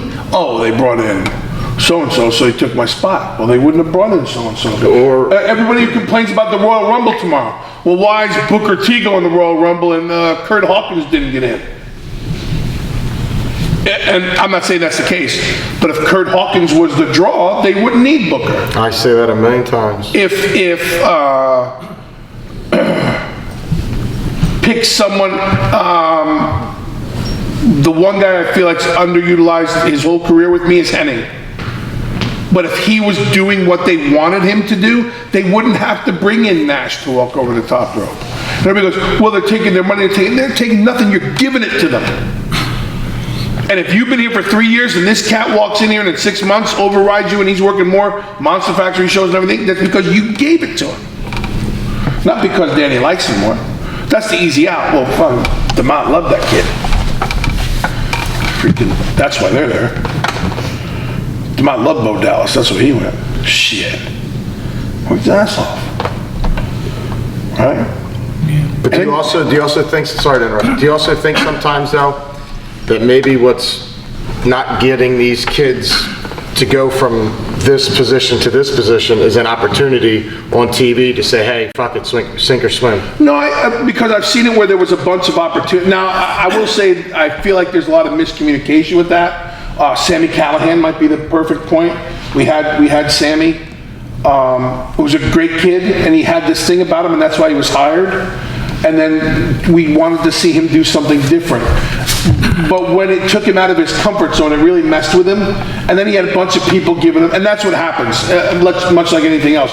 You have a seminar, you have 6 coaches, they all have a different opinion. Which one do you listen to? Probably the last voice you heard. Or the one that fits what you want to do. Yeah, or the one that fits like where you want to go.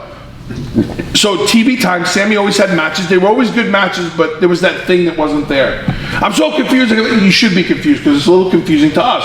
And if we're telling you it's confusing to us, then ride it with us and let's figure it out. The best thing he did was leave. And I say that to everyone. The best thing that when you get, and that's why I say, if it's your thing, leave. If you're unhappy, you gotta go. Go. You're gonna make your money, you're gonna hustle the way you wanna hustle, you're gonna make your schedule, because after a while, whether it's here, whether it's the PC, or whether it's New Japan, double dog dare you, because I trained with Liger and Muda and all them, and if you don't wanna do that schedule, you're gonna get an ass whooping every night, like you've never gotten in your life. But I'm a big fan of you gotta go. And I have so much more respect for someone that I can't do this. This is not fun for me. Before it gets to the point, and then some guys and some girls will just take it to the point where you're gonna have to fire me in order for me to leave. I'm not gonna do anything else. I'm not gonna step up. I'm not gonna try any harder. I've been here long enough, but you're gonna have to fire me because then it looks like you did it. And I've been in both situations. But I think the biggest thing for guys who are talented and girls who are talented, it's tough to keep swallowing. Well, I've been here and now they brought in this one, now he's got the spot. But unfortunately, that's the business. That's IBM, that's AT&T, that's, as you know, it's all these things. It's Walmart, it's KFC, it's Wawa. There's someone who comes in, gets an opportunity, and whether it's in retail or whether it's in the you know. The big thing always is, I'm doing everything you asked me to do, but we don't need that. We need you to do more. Yeah, that's why I say, do everything I'm asking you to do. What else are you doing? I want to reiterate more of his first question about, because it has happened to me. I actually emailed Cone in WWE and told him, what do you have to do to get a WWE tryout? Then he said the same answer he gave me in an email address. Make a name for yourself and call us back. AJ Kirsch. You know AJ? He's out of California. He was a tough enough kid. I know the name. Does he bro stuff? He does the bro stuff. Yeah. Anyway, he was a tough enough kid. He almost made it. Really good. He didn't make the cut.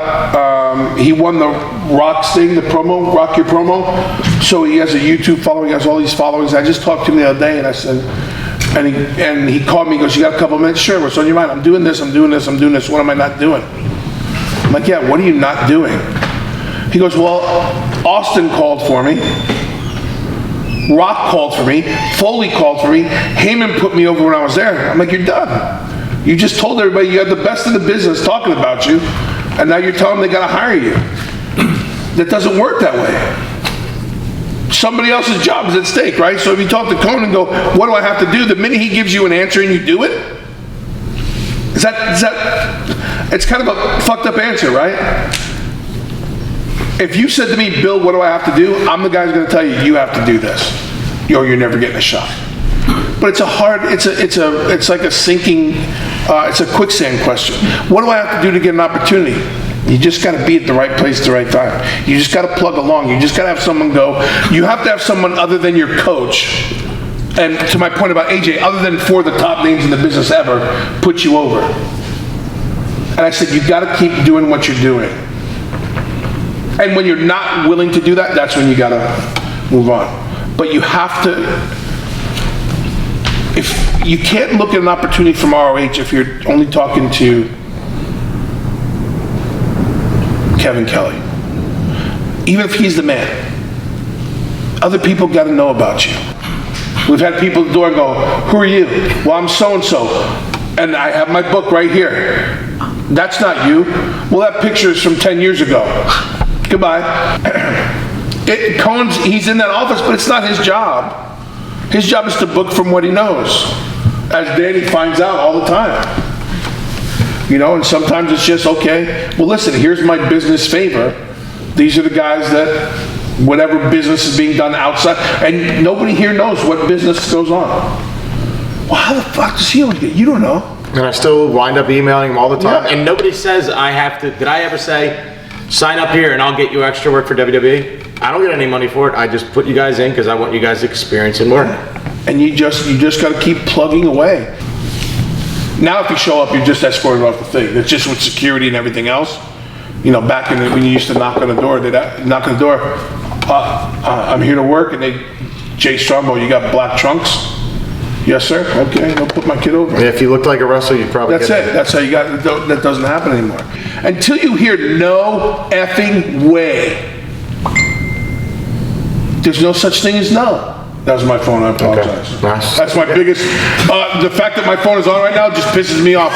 Like, you have no idea what's gonna go on in my head tonight when I go back to my room. How the fuck do you leave that phone on?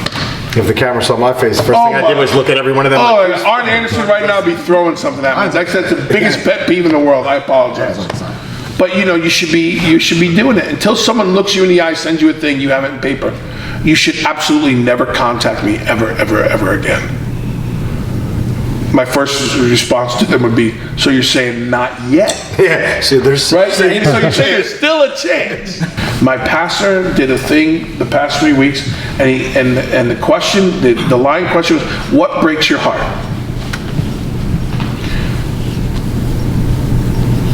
What are you willing to do on the drive home tonight?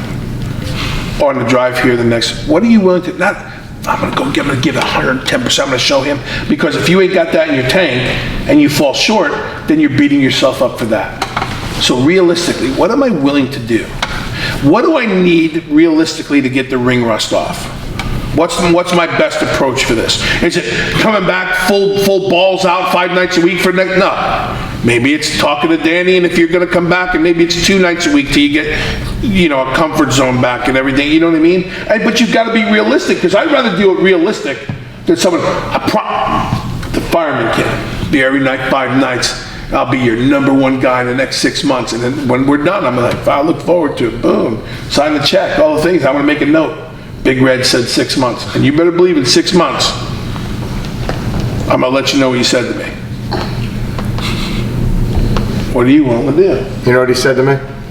He said, hey, you're the boss man, I'll listen to everything you said. I said, everybody who's ever come in said that. And maybe 75% have along the way. I told my mom at an early age, I love you and would never do anything to offend you. I have not lived up to that. Thank goodness she loves me and she still lets me offend her. What advice could you give, about performing in front of television cameras? They don't exist. They don't exist. But they kind of do, because you want to work toward them. Yeah, but you got to work towards them without working towards them. And those are all things like, hey coach, we're blown. We're banged up. Eric's making the door squeak. All those things. Give us one day of like working towards the cameras. And then in NXT, it was so funny for guys and girls that were now ready to go. There's the 4-shot. There's the 3-shot. And then the ones who wanted to learn it were the ones who got called up because they understood and made everybody's job easier. But to me, they don't exist. If they existed to me, I'd be like Cindy Brady. Red light goes on. I'd be like that. I never knew I was working in front of 20,000 people. If I did, I'd be like, oh shit. What are they all looking at? You know. But you have to know they're there, and you can't be shy. Film yourself. Hey, this is the most terrible example, and I'll deny I said it. I don't care if it's on tape. I'm going to deny I said it. You want to know what you're doing on camera? It's the same thing as like if you ever made a sex tape. I'm gonna go on record, I ain't never made a sex tape. Me either. I ain't never seen one. Me either. Look at this hand. It's over here with the fingers crossed, and this hand's up. You got me, Big Red? How do you know what you're doing? You watch yourself. Get your GoPro, get your thing, get your phone. Work. Have somebody just take your stuff here. Don't shoot that, start over. There's no start overs, right? So treat everything live. Have your coach, hey coach, we don't know what we're doing, we're just gonna go for it. See what you look like, how you move. Then that's on you. But you gotta know where that puppy is all the time and what it's doing. And that doesn't lie. You can lie to yourself. Your best friend can lie to you. Dude, trust me, it didn't look like that in person. It's on there. It wasn't that bad. Yeah, no, but nobody saw it. 4.2 million people just saw it. You slipped. You crapped your pants. The crap's in your pants as you're running across the ring. It happened.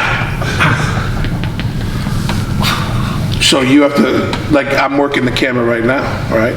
So I'm looking at you, but he's got me, right? If I don't be looking, I'll be like over here.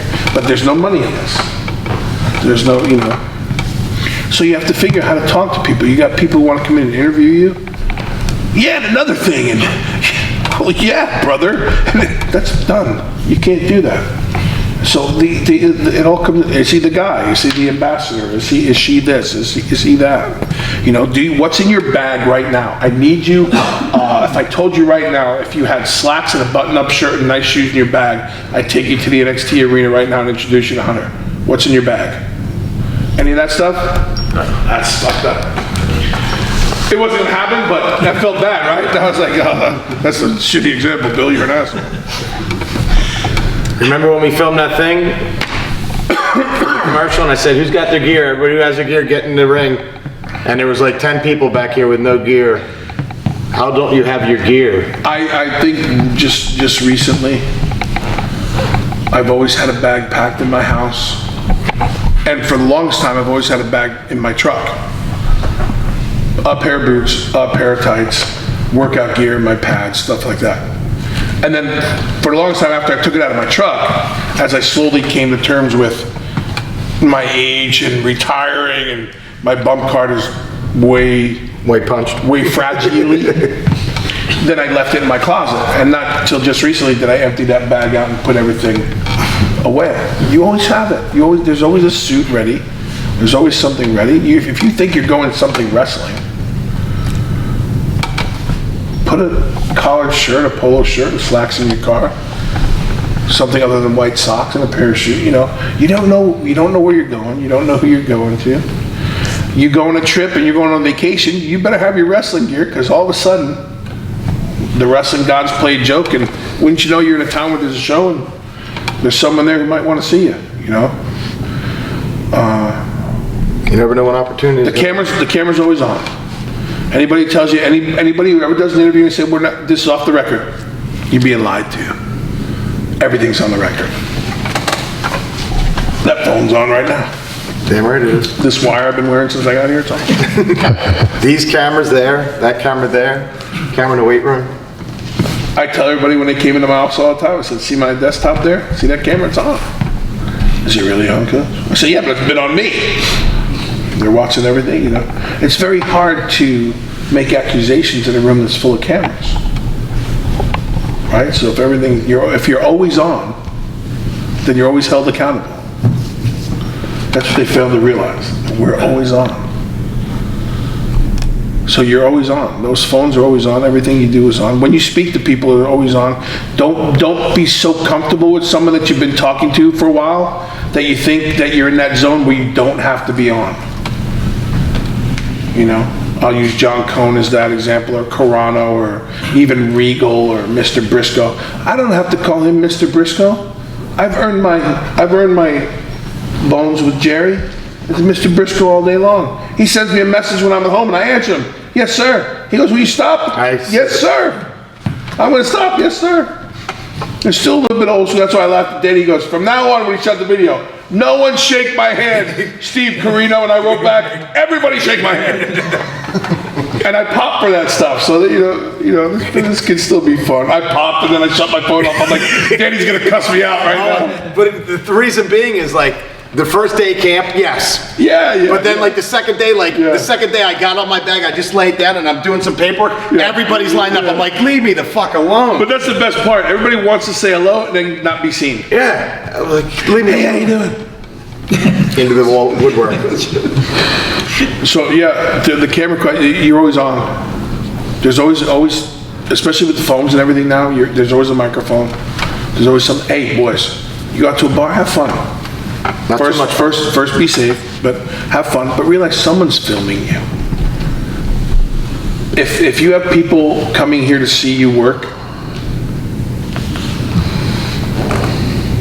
they're filming you.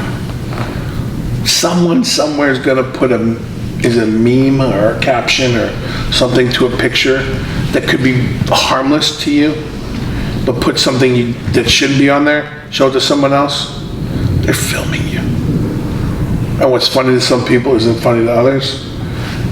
And unless your buddy who's doing it and having fun at your expense is getting you that job, don't put yourself in a position for someone to actually innocently screw you over. Can I tell quick stories? Sure. All right. Nobody has to say the names of who they are because you guys might know. But a fight happened at a bar that a lot of the guys frequent. So as it's going down, one of our students who was there is texting me, but as one student is texting me, the people from the bar are calling me because they know me and they know there are guys. It's Lance Cade. He's involved in it. No, it wasn't. Well, Cody was there, but he wasn't involved in it. But he was there because it's where everybody goes. All the wrestlers go to this diner, Philly Diner. Everybody knows that all our guys go there. So I get a hold of the two people who are involved and I start cutting a promo on them and they start yelling back at me. I'm looking out for them because they have futures in this business and I want them to realize that I can do things for them. And I'm also pissed because now it's on me. Right. Because there are guys getting in a bar fight. And this is home. So, and it's not even like a little bar fight, I mean a bar fight. And all it takes is somebody like this to go like this and there's Monster Factory guys and girls fighting in a bar or something happens, so then it's on me and then it makes everybody's day miserable, then it costs you an opportunity. So that's just on a smaller Someone scale. gets hurt, you were there, you did it. You can't And they prove you didn't. And they couldn't believe that I found out. They're like, who stooged me out? I go, the people who own the business stooged you out. Steve Kern used to tell the story when I first went to FCW. Steve Kern finished every introduction to every camp he ever did. Do not get me called at 3 o'clock in the morning for something you're doing in my town. There's always a wild one, there's always something. The cops are called, call Kern right away, kids being arrested. We come down, we get yelled at because we didn't enforce it. You can't enforce, once you leave, I can't enforce it. Steve Kern said all the time, what did I tell you last night? And every cop knows Steve, and everybody knew at the time when Steve was running FCW that any wrestler in town was there for Steve Kern. I can't tell you the amount in the short time before I took it all over, and before Steve allowed me to take over in FCW, there had to be a dozen people I saw come and go because they did something stupid at a camp. Bonus babies. $1 million players. Got drunk, pissed on a sidewalk, banging on the place because they were hungry and they were drunk and the place wouldn't open back up for them. And the officer would call us. They wouldn't call the town. Officer call us. What did we tell you guys? Oh, I'm sorry. I wasn't out at 3 o'clock in the morning in front of Domino's making sure nobody's banging on the window. I'm sorry the guy was stealing suntan lotion. I mean, you're always on. You're always on. And if you want to, while sometimes it could be harmless and funny, somebody use it against you. The jelly donut story is the best story in the whole world. And it was used the wrong way and the wrong caption was put to it, and I tormented people and made them train naked and use jelly donuts. It's the most absurd thing in the world. But someone filmed it and put a caption to it, and they went, what do we do with that? Oh, don't eat jelly donut. No. Don't make a deal. Right? That was the deal. They made a deal. They didn't want to train. They made a deal. What's the deal? I'll give somebody a squisher bare-assed with a jelly donut in their mouth. I look around at 40 people, and I went, deal.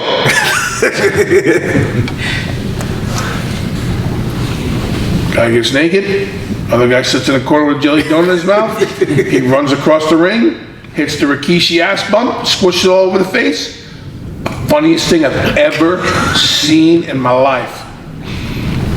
Everybody's ripped running. Okay, we're done. Everybody can go home. No training, no nothing. That was the deal. 6 years later, that picture comes out on the internet. Bill Demott makes students train naked. The picture was blurry. It wasn't defined. It wasn't anything. All you could see was me in the background going, laughing. Office calls. Bill, what do we do about this? Don't eat jelly donut. I don't know what you want me to do. Bill, what do you got to say? They made a deal and they fucking lost. I said, well, now was it the smartest deal I ever made? No, but it was funny as hell.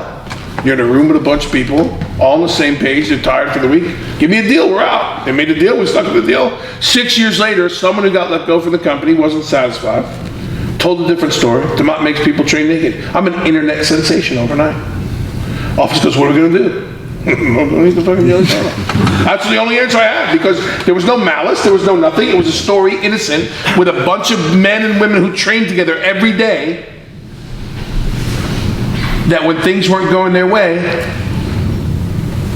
turned it around and handed it to somebody else. So you're in a bar, you're having fun, you're gonna moon somebody because everybody thinks it's so funny when Bender shows his ass. And Bender, you're about to have a great night, you're gonna get an opportunity. Who's this kid?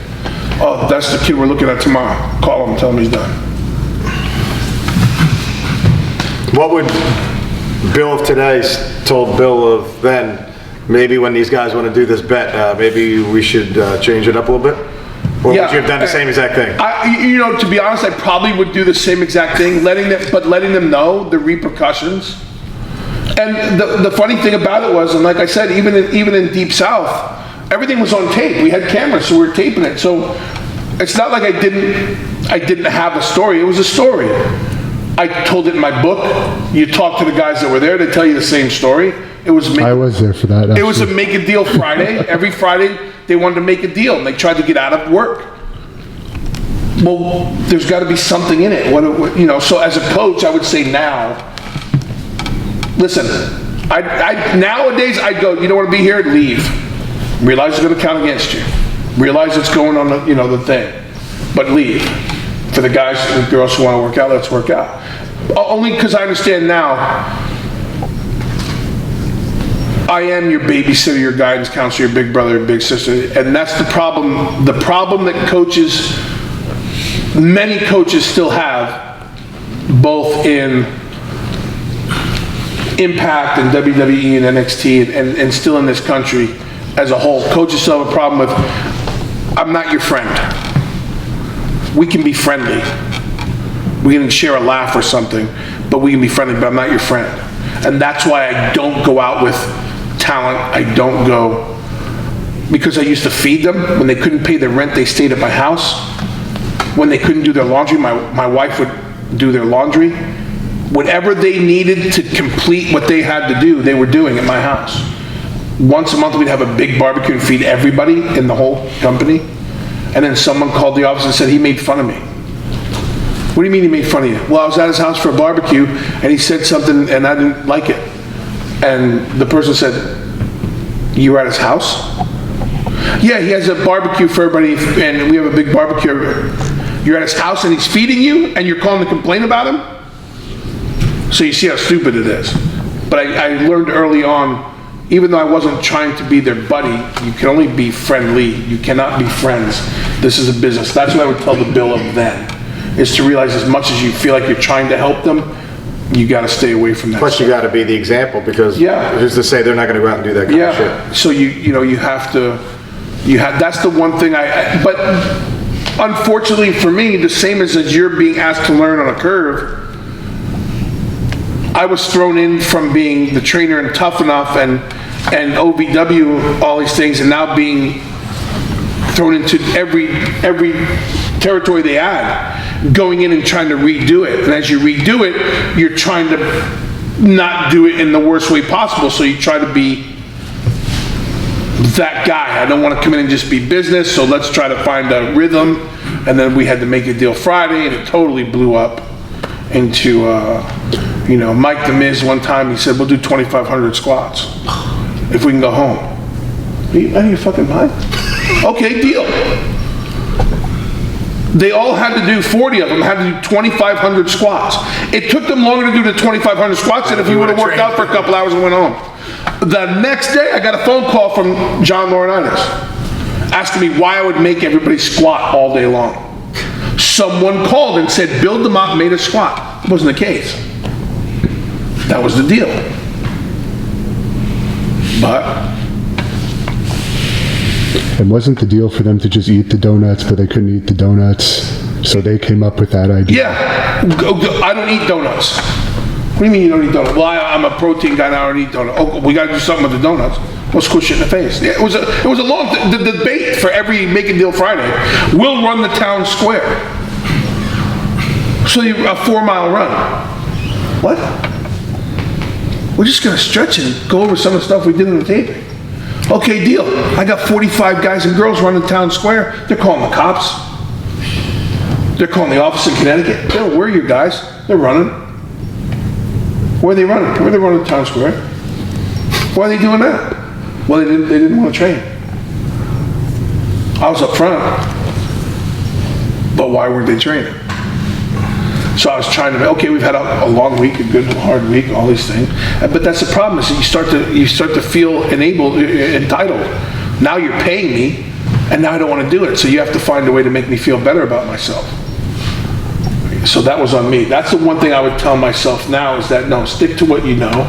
Don't worry about hurting people or making them feel better about themselves. Help them realize early on, kind of like this conversation, of what's needed and what it is. Like the Bill of then, 2004,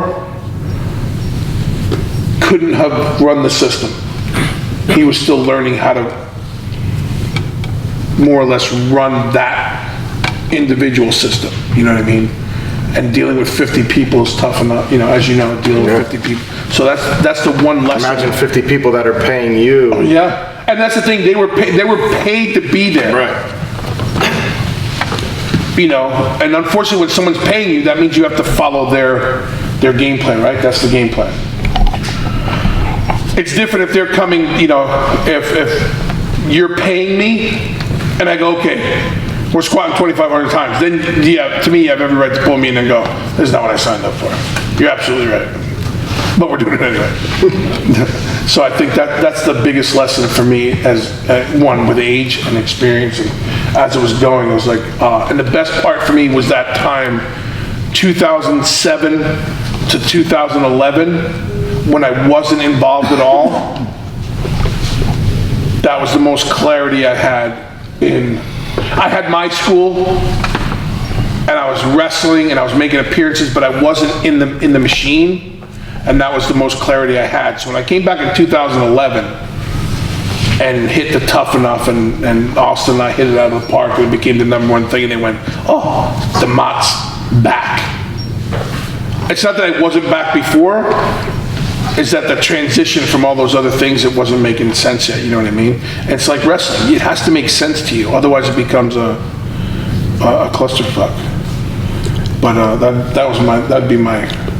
How different is the performance center system now compared to what it was back then when there was OVW and Deep South? Well, I think it was the biggest thing about the performance center. A lot of people say, "Well, you got all those guys; they all do the same thing." It's not the case. But the biggest thing was Danny Davis had like OVW, and Danny ran it his way. No disrespect. This is how Danny ran it. This is how he and the coaches, worked towards what Danny wanted to do. And at the time when it was Cornette and everybody else there, everybody worked towards how Danny liked it running, and it ran smooth. And back then, as long as everything was running smooth, there was no questions asked. So then when I was in Cincinnati before Louisville with Les Thatcher, we went there. This is what Les liked to do. This is what Les allowed us to do. Everything ran smooth, no questions asked. Get to Deep South, they started to, and Deep South came from Louisville because the talk was originally to maybe shut Louisville down and move everything to Atlanta. Because now they see, okay, that worked for a little bit, but as the business was changing and everything else, they being the company itself, had to take a bigger interest in how it was done.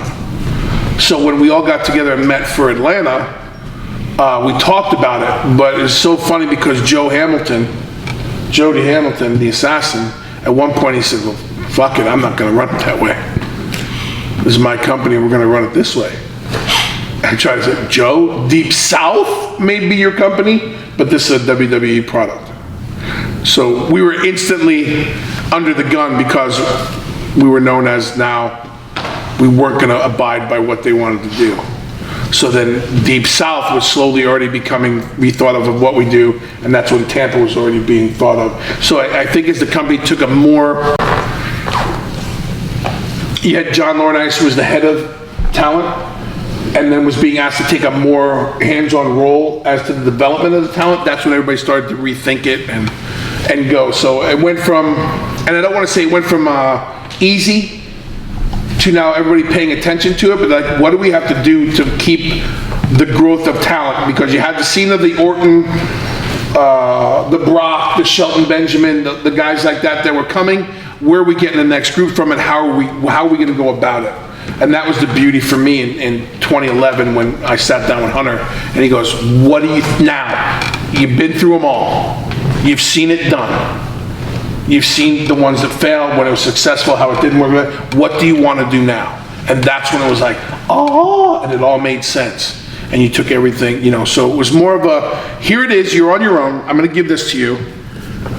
Let's make it work. And if you tell me it's working, no harm, no foul. Tell me it's working, no harm, no foul. First time it's not working, we go back. Okay, well, that one's been around longer, so now let's start new and start to think differently. The problem when you start to think differently in Deep South was some of the guys from OVW were brought to Deep South to give them a fresh start. Well, they still had the OVW mentality of, well, we didn't do that there. Why do we have to do that here? So change screws people up, talent-wise. And then when they're screwed up, that's when the finger pointing. And I'm not saying that the rise and fall of everything, but much like Deep South, when it got to Tampa, it started that way for Dr. Tom and Steve, until, you know, and Steve Kern, who everybody should bow down to, in my opinion anyway. That's when Steve went, well, I'm going to be really laid back, and whatever happens, I'm just going to say yes, you know? And that's when Paul took over everything and said, we need to, how do we fix it now? So the first thing was to do is sit everybody down and go, this is how it goes. Instead of just going, get acclimated. All you guys who've done it before, we don't do it that way anymore. You know what I mean? And I think that's what's the fair thing to say to everybody is, listen, there's a game, that's the game book, that's our game plan. I think the biggest thing also, if you look at it, like it was like Deep South, it was this, there was nothing like WWE on it. And that's what it was. It was Cincinnati was HC. Yeah, it was Les's thing, it was HEW, something. He's gonna beat me the hell Oh, out I know of this. it. Don't tell him, anybody Heartland tells Les. Wrestling Association. It was Heartland Wrestling, but it was HWA, Les. So Cincinnati had their thing, but it wasn't a WWE product, and that's what Joe's thing was. And that's what started to make sense. Joe goes, well, it's my company. No. You're subsidized, right? Yeah, Is that the word? subsidiary. So that's when they said, we want to make it our own. And that's when the initial move from Atlanta to Tampa, FCW, and everybody understood it was a WWE training facility. And then they said, well, how do we make it our own? How do we own it now? So everybody understands what they're coming into. Because at the time, they were still in every one of those territories, anybody off the street could join. They gave the owners, so if it was Danny or Jody or Les or you know, whoever it was, they could sign guys, and all of a sudden you had non-contract guys training with contract guys. So it wasn't a WWE owned thing. And I think by the time Paul really sat down and started putting together in his mind what he wanted to do, is when it came together for the whole thing. Because we literally had, like, Heath Slater's Heath was with me in Deep South, and he was a non-contract guy, but he wanted to come, and he was pretty good. So I invited him to come to any workout he wanted to. So he'd take off days of work and come, and all of a sudden, John goes, what do we got? Who are we looking at? I said, you got a non-contract kid here who works his ass off, and he's actually pretty good. He put some meat on him in the boot, and he got a job. So a kid from the area who was a non-contract guy walked into the contracted building and got a job. And he's one of the guys left after that Nexus. Yeah. So, you know, it's possible, but I think that was the biggest difference, was they were separate entities. They were independent, you know, places that were being funded by WWE. And I think as a growth of the company, they're like, no, how do we have our training center? And it's a beaut. It still blows me away. You gotta get there. You gotta get there, one, to see it, and then you gotta get there and get over it real fast. When you first walk in, it's like, whoa, I wanna be here. And the locker rooms are like the Yankee Stadium locker rooms in their first class, and the hot tub and the cold tub and the 6,000 foot of free weights, and you got trainers. And once you get over it, you gotta get in. You gotta work, because they're not giving that to you, I promise. I try to tell everybody, this is not yours. You have to come in every day. And so if you start now, going fast forward backwards. Yeah, you can do that. If we go back to where we started, don't check the boxes, man. Don't join here, Big Red, and check the boxes. Push yourself. Have an off day. Get the ring rust off. Have an off day. But I'm a communication guy. Yeah, I'm a communication guy. I swear to God. Bill, here. Fuck you, Bill. All right. I guess I had that coming. Or if I thought I had it coming, that'd be my answer. Otherwise, I'd be like, you know. Where's this come from? Something we need to talk about? I'd much rather hear why you're cussing me than leaving here and cussing me, because I'm not doing my job. I feel like, and you guys should feel this way too, because I know Danny feels this way. If you guys are paying to come here, you have the right to do it. And I think that's the frustration, is when you don't take that right, and you got to be reminded to come and talk, or be reminded that there's more in play here than just Because it used to be years ago where every camp didn't run shows. And you didn't get a chance to run matches and get a chance to work on stuff. And you didn't have these things. Johnny Rods didn't have those things. You trained. When do I get a match? Match. You sloppy bastard, you can't hit the ropes. You know? So when you got a guy who's, because we're here, and I think the world of Danny, what he's got going, and I think I understand Danny's vision so well that it upsets me that he gets upset. And then sometimes I'd like to put my arm around him and go, don't worry about it, man. It'll all work itself out. You know, otherwise you lose sleep and you lose years. You know, but leave here and go, what do I want to do? What have I been doing? You don't need me to tell you. It's just an opinion. You don't need me to tell you. I just tell you what I think. It's not the gospel. Nobody's the gospel. Jerry Briscoe's not the gospel. It's damn near pretty close. But Jerry still has that mindset from what Jerry comes. And same with Ric Flair, and same with all the guys that I'm with. You know, Honky Tonk has a unique perspective on the business. I was just with him last night. So does Duggan, you know, so does Knobs and Sags, you know, and Knobs is no worker. But he understands what a worker is, you know. Hogan has a different opinion and then Vince has an opinion, and Hunter has, and Cena has an opinion, Orton. My whole thing is, if you ain't having fun, leave. And if you're waiting for someone else to figure it out for you, leave. But if you're willing to show up and sweat and squat and bump and do push-ups and get into shape here, because push-ups only gonna get you in so much shape. Rolls are only gonna get you in so much shape, get you agile, make you feel better, and loosen your body up. But you gotta get in the gym, man. And if you've been in the gym for 3 years and going, well, I'm there every day, it's the same thing as coming here. I come every day. Well, if you ain't getting the results you want, you gotta change shit up. Changing gyms don't do it, change shit up. Changing clubs don't do it. And nutrition and all that other stuff. Change it up. And if you're not willing, listen, if you sit and figure out how much you spend on fast food every week and what it would cost you to actually buy food and cook it, you'd be mad. You realize that you could be cooking food and probably saving a few bucks and everything else. Well, I mean, when I lived in Puerto Rico, we ate bologna and cheese, 1 sandwich a day for lunch, and we ate pasta with chickpeas in it every night for dinner until Sunday. We all pooled our money and we bought chicken. And we baked the chicken. And we thought that every Sunday was the best Sunday ever. And then we ate a bologna and cheese sandwich for lunch.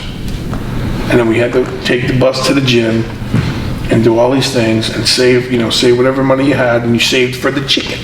And if you didn't save money for the chicken, you didn't have chicken. And you were a miserable son of a bitch. But you had to figure out real fast. And then you waited for, okay, we know we're coming up on 3 days off. Everybody saved to buy beer. Because we lived on the beach. And we'd all buy the beer, and we'd go sit on the beach, and we'd drink our beer. And that was that was your thing. And you had to figure out how to survive on $500 a week. I was married at the time. I was sending $400 a week home. That's a lot of thinking, boys. I can't think that much anymore. But how did I make sure I could eat bologna and then have my chicken and then be part of the beer? You know, so that's the same thing you have to do now. What am I doing now? What do I need to do? Nobody's telling you to go to GNC, go to Walmart and get the protein. Go to whatever. Oh, I don't eat bread. You eat whatever you got to eat to get it done. Whatever shape you got to get into, whatever tan. You can't tan, go sit outside for 20 minutes instead of being on a computer reading Raja or Gerwick or whatever these things are. I totally forgot about it. Well, so someone said to me the other day, oh, this was on Raja. What is Raja? I remember that. So he spelled it for me. Now I'm on Raja all the time. I remember that shit. But it's Gerwick, right? Instead of that 20 minutes, go sit in the sun, man. Go do something. It's the fucking internet. Learn it, bro. Get off the other shit you're watching. I'm just trying to figure out what it is. Yeah. Raja. Rajah. Yeah, it's dirt sheet. It's a dirt sheet. Oh, okay, never mind. I don't care. The rock and roll days are over. Mick Jagger ain't coming back. The Who's only half with us. ACD, there's no Ozzy Osbourne. You watch him now, he's a timid son of a gun, and he's got great knowledge. That's all the stuff he's learned. He talks about, his drugs and all the things, and all these rehab guys, they're alive today to share that stuff. Those days, there's no such thing, and forgive me for saying it this way, you ain't going out and banging chicks every night. There's no such thing as the word rat in wrestling anymore. All the rats in this business are guys, because that's the ones that hang around everywhere. I mean, it's just a different business. But so is retail, so is, the internet, so is everything, so is Shop online. Apple, yeah, everything changes. But you have to realize that if you're chasing, don't chase what I did. Set the tone for the guys after you. Blaze a new path. Yeah, don't do, I never tried to live up to what I thought a wrestler should be. I was just always Bill Demott and had a head start. You know what I mean? So I my stuff just happened. I did the crazy stuff before I got in. Yeah, I was on that path in college and before wrestling, and wrestling kind of just was like, you guys don't have any idea, But don't live up to stories. Make your own stories. I have a lot of good memories and a lot of memories that I look back on and go, how could I have saved that guy or saved myself, or and I say it openly. I'm grace of God, I'm here. That's it. No other reason. Stupid things happen and bad things happen and situations happen in families, and there's illness and there's death and there's divorce and there's all these crazy things, and we got kids and we got bills and all this stuff. But wrestling, the physical wrestling is 1/3 of what you're trying to do. In life. Trying to get through life is 1/3. How you get through it and what you do with it is the other 2/3, same as in wrestling. And if this is your top priority, get out. Get out. That's just me, the old man, telling you. Wrestling's not going to fill any voids you have. So if you got to wrestling, you got to do it. You're not having any fun to begin with, I didn't live or die for wrestling. I loved it. I fell in love with it. I wanted to do it. I got pretty good at it, I guess, for a little bit. And I made a living and got to do other things with it. It opened a lot of doors. A lot of doors can be opened for you, and that's my advice. There's a lot of things that can be open to you that you have no idea of yet. No matter what your age is, you have no idea what it is. Or there's a lot of things that can be shut because of what you do with it. So just take it, grab it by the balls, and run with it for a little while.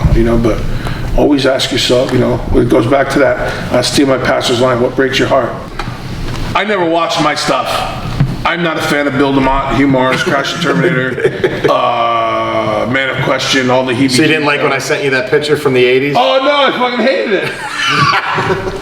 What were you then? Too sweet, or what was it? Oh, Big Sweet William. Yes. And I was only Big Sweet William because Johnny Rods couldn't say my last name. He introduced me as Bill Williams. And then one time he introduced me to Pat Patterson. This is Big Sweet William. And I looked it up, and Big Sweet William's a flower. So I put a flower on my vest. And then I found out that Butch from the... Oh, well, his first wrestling name was Big Sweet William. So I had it, and I had a flower, and I wore pink, and I was like a big one. Yeah, I found that in an old magazine. I don't watch anything. Anytime someone goes, hey, you want to watch stuff? No, hell no. I'm not a fan of me, but I love doing it.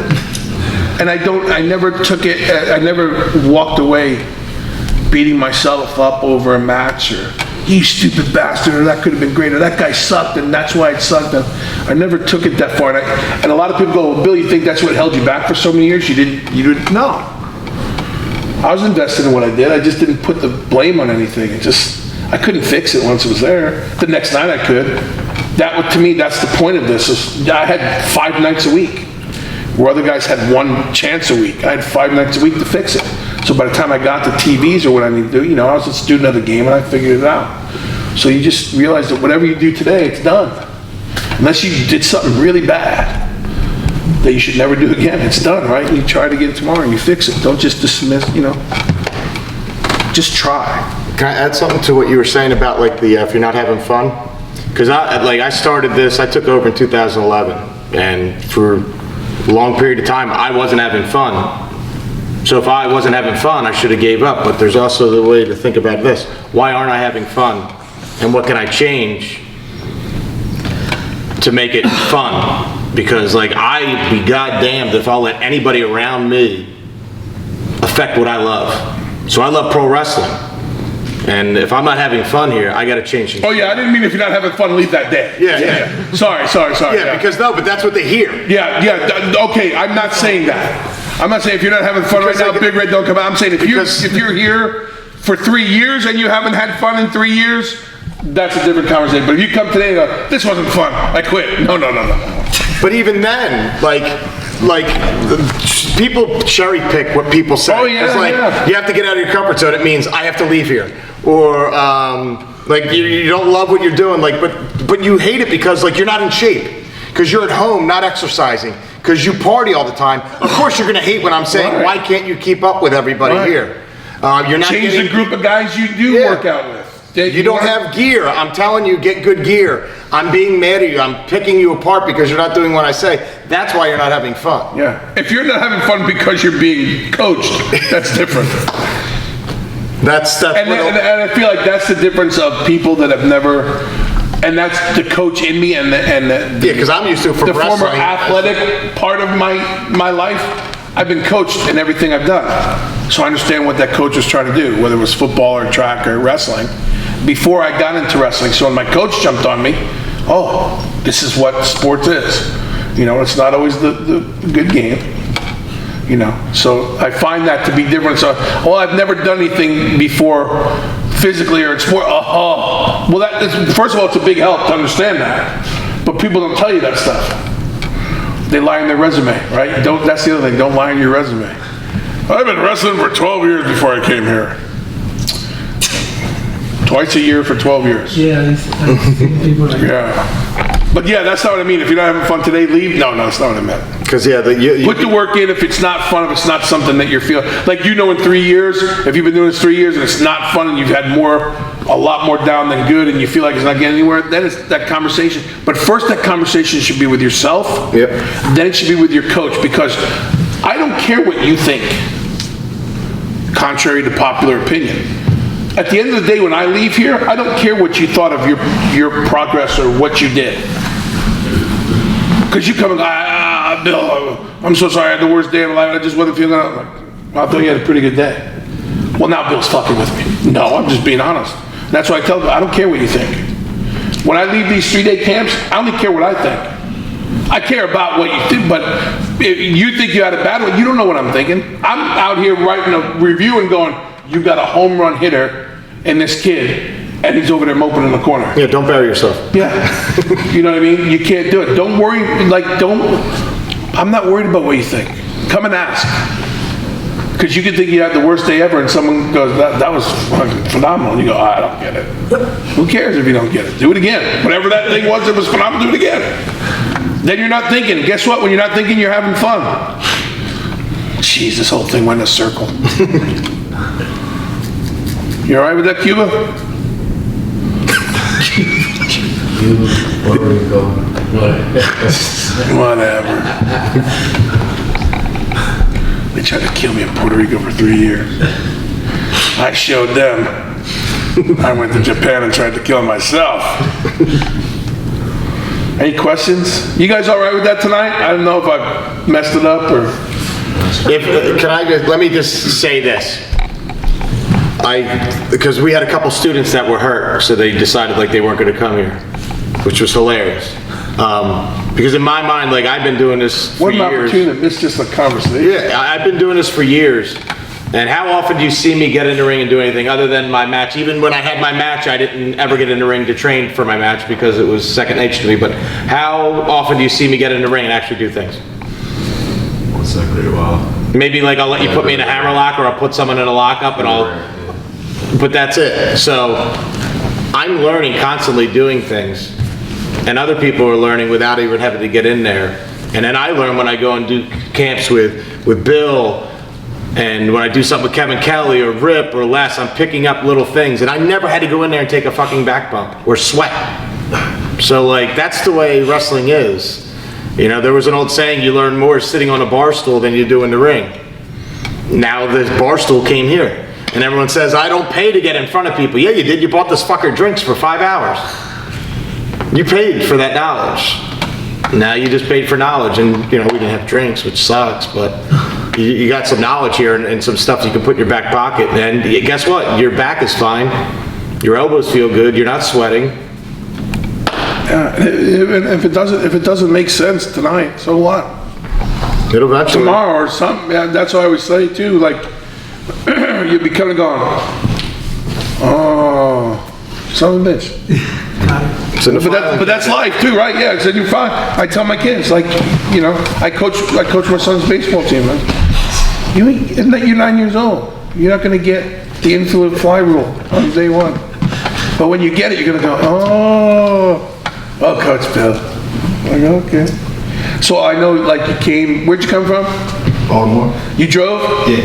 I hate that you drove and didn't get physical, but I hope this was helpful I and wasn't working. actually looking forward to it anyway. I was kind of tired, so I'm like, But guess what kind of guy I am? Like, after this whole thing wraps up, you guys can stay and roll around, do whatever you want. There you go. But just, yeah, let it digest and like, and understand that some things that are said don't necessarily apply to everybody in this room. Like, I know sometimes people sit there and go, is he talking to me? He's talking about me? What's he mean by that? Why is he looking at me? Because I try to look at everybody, you know? But just take something from tonight and go, okay, fuck, okay. I promise you, that's, when it's all said and done, you're never going to appreciate anything you do in this business until you're done. That's just the gospel. You could have $1 million run for the next 10 years every year, you still won't appreciate it till it's done. I had the most fun I've had in a long time sitting in that room at the old ACW arena that I haven't been in since 1993. It's a lot better now, right? I couldn't believe it. I'm like, well, what the hell? Where's the smell? It's cheese, and they have running water and lights. And a bar and a... We had the barbed wire baseball bat match, 1993, first one ever. There, when it just became, when Paul just took over. It went from was it still Eastern now? No, it was still Eastern at the time. So we were still Eastern, but that's when it became extreme. We flew in from Japan. We had the barbed wire baseball bat match. There was me and Miguel Perez Jr. from Puerto Rico against the Headhunters. And we were laughing because that's the last time I was in that building. We went through the wall. Me and one of the Gordos went through the wall. And on the other side of the wall was Abby. And we knocked Abby off his chair. He was rolling around like a turtle on its back. And we come through, the place was going crazy. You know, we were diving off of scaffolds and blood and guts and the whole thing. I walked in there today and I went, it was like yesterday. I was like, well, that's about the coolest thing I'm gonna do today. And then you start seeing the guys, and when it's over, you have so much to look forward to, and when it's over, you're gonna appreciate the hell out of it. Or you won't, and if you didn't, it's because you're miserable. I knew a lot of miserable guys, or at least seem miserable, but you talk to them today and they loved the business they were in, they had a ton of fun, and that's just the person they needed to be at the time, you know? But don't take, and that's the other thing, don't take this business personally. Unfortunately, I guess that's wrong. You should probably take it more personally. Before, you didn't take it personally because Hugh Morris was a character. And I went home and I was Bill Demott. Now I'm Bill Demott all the time. I'm on 24/7. So now you're on all the time. So maybe I guess that you should take it personally and realize that how much it does affect what you do. So take it personally. And what he was saying about the lessons might not apply to you, but something you might learn might save somebody else's job. Whether you give them advice, you look out for them. Like, I love like when I will hear somebody talking to like one of you guys who's a student saying like, they'll tell me like I had to talk with them because, you know, this is what happened. Because it's tough because like sometimes you guys just started and then there's other guys that have been here 2-3 years. So like they're kind of like getting you up to speed on what's going on. So like you never know what it's gonna, like I told Cutler a story when he started training here. He had a match and it was his first match and he goes, hey, I got my parents coming. I go, awesome, you're putting Donnie over. And he goes, fuck, I might as well tell him not even. I go, what'd you just say? I was like, this isn't real, bro. Like, it's your first match, you're gonna lose. And then he just goes, I just know, but and I go, it's just not your time in the movie yet. And he always keeps that in his mind, that it's just not your starring role yet. He's been patient.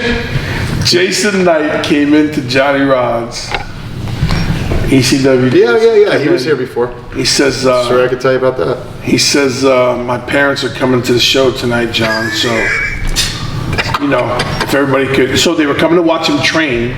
He was gonna bring his parents in to watch us train, and then they were coming to the show that night. Oh yeah, whatever you need.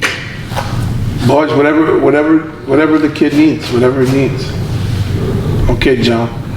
We start training, his parents walked in and sat down to watch us train, and we beat the crap out of him. We beat the crap out of him for 2 hours. I mean, relentlessly beat the crap out of him. That night, the show, I think he wrestled twice. Maybe it was just once, but we beat the crap out of him. There was a run-in on a singles match that had no sense, but because he asked to look good, I need to look good in front of my parents. Absolutely, Papa. And we're green, so Johnny says, go. And when you go, I want you to lay to him. Yes, sir. Down the steps, run the thing, hit the thing, blah, blah, blah, blah, blah, blah, blah. He didn't know whether shit or go blind. And that was the running rule when someone came in and go, hey, my parents are coming. Oh, man, that's awesome. Absolutely, we got it. You knew what you were doing. Everybody was taping their wrists up and they were swinging for the fences. Jeez, Lou. Big Vito came in his first time. And I think he was Air Force. Something. I know he's military somewhere, either Air Force or Navy or something. But he come in and a tough New York, Long Island kid. Nothing you could do could break me. We beat him and stripped him down to his underwear. And that's how he left. Thinking he's never gonna come back. Come back the next day, talking shit. Roughed him up, hold down to his underwear again. And then a jelly donut came into play. Until he stopped doing that, and he figured it out. And then 10 years later, I had a jelly donut. Hey, my parents are coming, can you put me on? Absolutely. Questions, comments? Did you ever have a problem with losing? I made a career of it. Hacks. My boy's going in the Hall of Fame this year. First match he ever had. I had to take a loss when I was getting built up and I had good momentum. Losing is what pays the bills, buddy. That shit ain't real. I'll tell everybody, yeah, you beat me, great job. Let's go to the parking lot. That ain't real. Let's go fight. That's where your reputation comes from, who you are as a person. And I'm pretty sure everybody tell you, no. I never blinked. Put you on? Absolutely. You cussed me the wrong way, we're gonna go outside. How many championships did Ming win? Oh my. Hardcore, he was a tag champ. I want to say he was a US champ at one time or something. Or a TV champion when they had the TV. But he had to lose it. God, dog. We were surrounded. The Dungeon of Doom. We were a bunch of big losers. The Misfits were big losers. Shit, that's how I made my money. I ain't mad. And then you helped other people make money. Yeah, listen. My check was the same.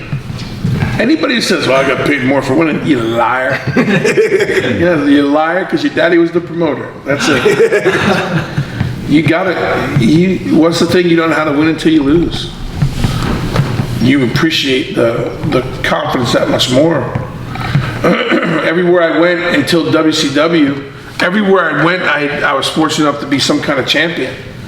Not knowing why in most places, but then realizing the opportunities you had and then what you had to do to stay there and how important it was when you lost, why you lost, and learn that psychology. And in WCW forever, I wasn't even figured in, and I never. You had guys going, aren't you mad? You've been there for hours. That guy went, are you serious, bro? Are you fucking serious right now? You see the truck I drive? I had motorcycles, truck, my house was paid for. I lived good. I was getting paid every week. I was on the road wrestling. Losing, wrestling's fake, boys. Al Pacino was really pissed he died at the end of Scarface. Yeah. You had to hear the sequel. There's no sequel because he said, I'm not doing it. He killed me, I'm not doing it. You kidding me? Daffy Duck made a living in losing. Look at him. He's famous. It's my favorite kid. He's famous. I never thought that I never understood the difference between winning and losing. I really would have been pissed if there was a money difference. I'd have been fucking mad. Because I'd be like, wow. I always thought it from day I'm one. really missing. Like I said, when I figured out early on, this is my guarantee. I just took a beating for 18 days on the road. And my guarantee was there. I'm doing it every night. Pay me. As long as you live up to your end, you say you're going to pay me this and you pay me, I don't care if I win or lose. If you can get over losing, you damn sure get over winning. And then you appreciate it. That first time I won that U.S. title in WCW, I was like, this is the best shit ever. That was like the longest wait of something, and like, wow, that was pretty cool. And then you had to lose it and realize, you know, how do you be good at losing it? Like, you got to be good at losing to make people win, you know? Otherwise, you just take the Fosbury flop and they put their finger on your chest and you screw everybody over. I don't know. Losing never bothered me. Never. Except this one time.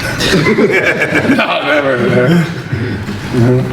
How often, because I'll ask the questions because I know these guys are all nervous about it or something. How often are things a test? Whether it be independents or WWE, WCW, NXT, Performance Center. How many things are like, I'm going to throw this out there, see how he reacts, and how he handles this is where we go from here. Yeah, I think almost everything. In some way, shape, or form.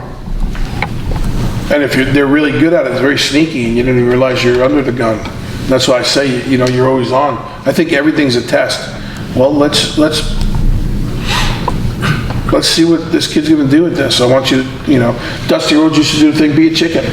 In your tryout, that was your promo. Be a chicken. I got a promo, I've been working for 6 months. I got 6 months. I don't give a shit, be a chicken. Well, I can't be a chicken. Next. You lost your job, you lost your opportunity. But I think everything's a test. Let's give him some bad news. Let's take them off the card. At the old school Vince, the chalkboard, there was like 38 matches written and they used to erase your name. And it wouldn't go back up and you'd sit there all night. And either you had an attitude and didn't come over, you came the next day and saw if your name was on the board. Everything's a test. Attitude check, gut check. Can you go? Hey, I'm tired, I need to go home, I need to go to California, we're gonna put you on a plane right away. Are you that guy? Everything's a test. And yeah, I think you should, you know, accept it that way too. Okay. But there's a difference between thinking things are a test and thinking people are fucking with you. That's the one thing I will say that does not happen, contrary to a lot of opinions. People think, oh, they're just fucking with that guy or that girl. That doesn't happen. There's tests. Let's see where they go. Is he a player? Can we rely on him? Can they do what we're asking them to do? Night in and night. But nobody does it just for the sake of ha-ha. You know what I mean? But so it goes back to that, you're always on. I think there's a lot of that people don't realize. And how you react on the small stage just dictates how you're going to act on the big stage. Yeah. So if you act like this when this just happened, imagine if you're in the ring with John Cena on a pay-per-view, something doesn't go right, and now you got millions of dollars and people watching you. So Yeah, I had stuff like that happen to me. You know, a spot messes up. All of a sudden, guy gets mad, he tries to break my neck on my back. It's just, we're pro wrestling. it's not real, bro. It's not real. Yeah. We get it. We can get back to it. The pro covers it up. We can get back to it. No one has the script. Exactly. Simmer it down. And I'm like, you know, this is not real, right? We mess up, so what? Grab a hold and... If I say kick out, kick out. Don't tell me it's not the spot. Kick out. So funny. I never told nobody to kick out. If you didn't kick out, I was going to beat you every night. I would beat you every freaking night. If you didn't know that wasn't the finish. Listen, I used to mess with Rick Steiner so bad. If you know that's not the first, you gotta kick. He would blow up beating the crap out of me. He would just blow himself up. And he'd go, okay, your turn. I'm not ready. I can't do that. Help me. I wouldn't get up. I'd make him try to pick me up. He'd go, you fat bastard. I'm not ready. You fat bastard. That way. I told him if he covered me, I wasn't kicking out. Oh, it's great. You gotta have, that's what I think is missing a lot. I know if you guys still have that, but that's that fun you have with guys, and you go, kick out. No, don't cover me. I ain't kicking out tonight. Not one time. First time you cover me, match is over. You're full of shit. Cover me, see what happens. I told Mike Kirshner if he talked to me, said one word to me in the ring, I was taking a bump and laying there, he better beat me. He's wearing a leather face thing. Yeah, leather face. And he goes, okay, I took a bump in the middle of the ring and I stayed there. It was the last day of the tour in Japan. People, so Quinones was out there. Get up. I laid there. We weren't 10 seconds into this thing. He had to cover me. 1, 2, 3.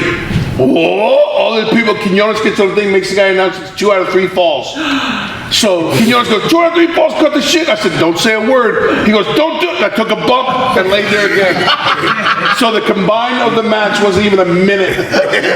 We got on the bus, and you want to hear an angry sumbit. He cussed me like he was drinking beer. He wanted to beat the crap out of me. I said, I told you, do not talk to me. And I meant it. You filthy animal. But that's the fun, you gotta have that. You can't do that nowadays. At live events you still can. I used to love doing that, but we had that clique of, with Billy Gunn and Holly and Scotty and Baldo and Test and all those guys, we were all together. And you got the Dudleys, so you got to do that stuff and you got to play. Taker. And you never realize how much fun you're having with Taker and Austin and those guys on live events, and you're talking so much shit that's absolutely nothing to do with wrestling. I swear to God, if boogers come out of your nose, I'm gonna throw up. Oh, here's a booger. Don't do it. I'm gonna throw it. Don't do it. You knew the guy was getting sick. Don't do it. Check my nose. Said boogers. Can't get away. Well, that's it, man. You gotta have fun. Have fun in life. Wrestling. Big picture. Anything? He's unlaced his boots. Like, are we done yet? It's because those giant calves you got, bro. Yeah. WWE, like their thing is like we're gonna try to get them like we need more believability, but then UFC is trying to get more character stuff. Yeah. It's crazy. Yeah. So, Because they conquered their audience, Yeah. we conquered our audience. Now we're Now trying we to need- conquer yeah. them, and they're conquering. Just what you want. So instead of doing all that, the XFL. it's the Hitman. The last 20 yards are going to be in a cage.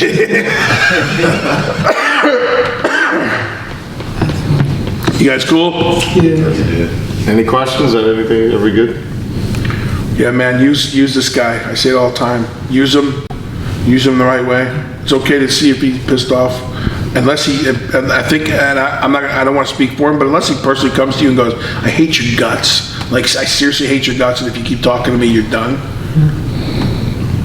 He'll let you know when you've used up your conversation card for a while. Don't go by what people say. People suck. And people will tell you shit so you think one way and they're trying to figure it out the other way. That's wrestling. You want to know wrestling? That's wrestling. That's No, you should do that promo. No, brother. That is the best promo you've ever done in your life. Although his shit's pretty entertaining. It stays like Twitch. You guys good? Cuba, you good? Good, man. I hope to see you again. Welcome to the greatest state in the world. Yes, sir. I'm a Jersey boy. Pleasure. Mr. Excitement. Yeah, it's my pleasure. Mr. Excitement. You're me. So how long have you been operating this facility? I took over ownership in 2011, so it's been about 6.5 years now. And it was Larry Sharp running this before? Yes. Before you took over, who are some of the stars that this facility produced? Oh, wow. Sheamus. When I was here, Sheamus was training here. We know him as Irish Steve. The Big Show was here. The Headbangers are the ones that put me through my tryout in '94. Bam Bam Bigelow, Balls Mahoney, Bilvis Wesley, the Pitbulls, The Godfather, Tatanka, D'Lo Brown, 911, Tony Atlas. I mean, I could go on and on. When I was here, I took my tryout. It was in Clementon, New Jersey. Then it moved to Mantua, then it was in Westville, so I think I started in the Mantua building. And how long has it been in this place for? Since I took over in 2012 is when we moved here. And this is a pretty huge facility. I'll just zoom around. Has amateur wrestling mats, 2 rings, Full weight room. full weight room on the other side, locker rooms. Yep. Much more than your average pro wrestling school. So who have you trained here that's currently in NXT or in other major companies? Steve Cutler's currently in NXT. One of our guys is getting a tryout right now at NXT. He'll be getting a tryout in a couple weeks, Jackson Stone. Nick Camarado got a tryout. He's doing good. He's on the list of people WWE's looking at. Matt Riddle was trained here with us. Who else? Leon St. Giovanni, LSG's at Ring of Honor. Shaheem Ali. And there's a couple people here and there that are also done some things in Ring of Honor. Tim Hughes, Ian Riccaboni, the voice of Ring of Honor right now, got his start here. So it's a short little list, but it's a good little list to have. And how often do you have training sessions? Training here is Tuesday, Thursday, Friday, Saturday, Sunday. The hours vary Saturday and Sunday depending on shows and different seminars and camps that we're doing here. We open the doors at 7 p.m. You can hit the weight room and do strength and conditioning outside the ring until about 8, and then 8 o'clock your ass is ours, and that's when we do a little cardio, then we do rolls, and then we get started in the ring. We'll break into certain groups, but we let everybody train together, meaning all in one class, but we might have the beginners in one section, the advanced in another, and then mix them all together. This way everybody's learning. And for people that want to find out more or come to one of your tryouts or seminars, where can they find you? Our website is monsterfactory.org. We're also Monster Factory LLC on Facebook. You can follow us at Twitter at the number 4 Monster Factory, and our email is monsterfactorytv@gmail.com. And you also have a wrestling company that operates with this school student? Yes, the MFPW. We run usually 3 to 4 shows a month. We do one big show on Saturdays, and then we do smaller shows on Fridays. And are they all in this area? Yeah, they're right inside this building. This ring gets moved over. This place can seat up to 400 people, and the weight room is our locker room. We have curtains, concessions, showers when you're done, all the good stuff that the wrestlers should get. And you yourself were also a wrestler. What are some of your favorite memories of your career? A lot of my memories were I started training and wrestling from 98 to 2005 I wrestled, but I recently had my last match just 3 days before my 44th birthday, and I hadn't been in the ring competing in 12 years before that. So that's one of my favorite memories, was getting to beat the shit out of one of my students and get away with it and not get in trouble. So that was pretty fun. And you had Bill Demott here today, obviously. Who are some of the other people you've had in for seminars? Bill Demott, Les Thatcher, Jerry Briscoe. I'm going to forget a lot of names. Kevin Kelly, Delirious, Bobby Horn, Bull James was in. Did I mention Rip Rogers? I had in Nigel McGuinness. We're bringing in Tom Pritchard will be in for the first time. Ricky Reyes will be in. Rudy Boy Gonzalez was in. I just knew when I broke into wrestling how many great people there were, and I was like, man, I wish they would have brought them in, because when I did amateur camps as a kid, they would bring all these different people in to get all different ways of learning and techniques. So I was like, we got the big facility, let's just bring everybody in, and so that's what I started to do. I started bringing everybody in. Plus it helped validate me, because I was somebody who didn't go to WWE, I didn't go to WCW, I didn't go to ECW, so who the fuck was I to train people? So when I brought people around who knew something in the business, they were no bullshit people, so if they saw me and I didn't know what I was doing, they should probably call me out in front of people, and I didn't mind that. And I've been doing it ever since, and I just love wrestling, and I'm just going to keep bringing as many people in as possible, because I have nothing to hide, and I think the more people get around like-minded people and learn, the better the business will be. All right. Well, thanks for talking to us. And if you want to tell us your website again or Facebook page. Sure, monsterfactory.org, and it's Monster Factory LLC on Facebook.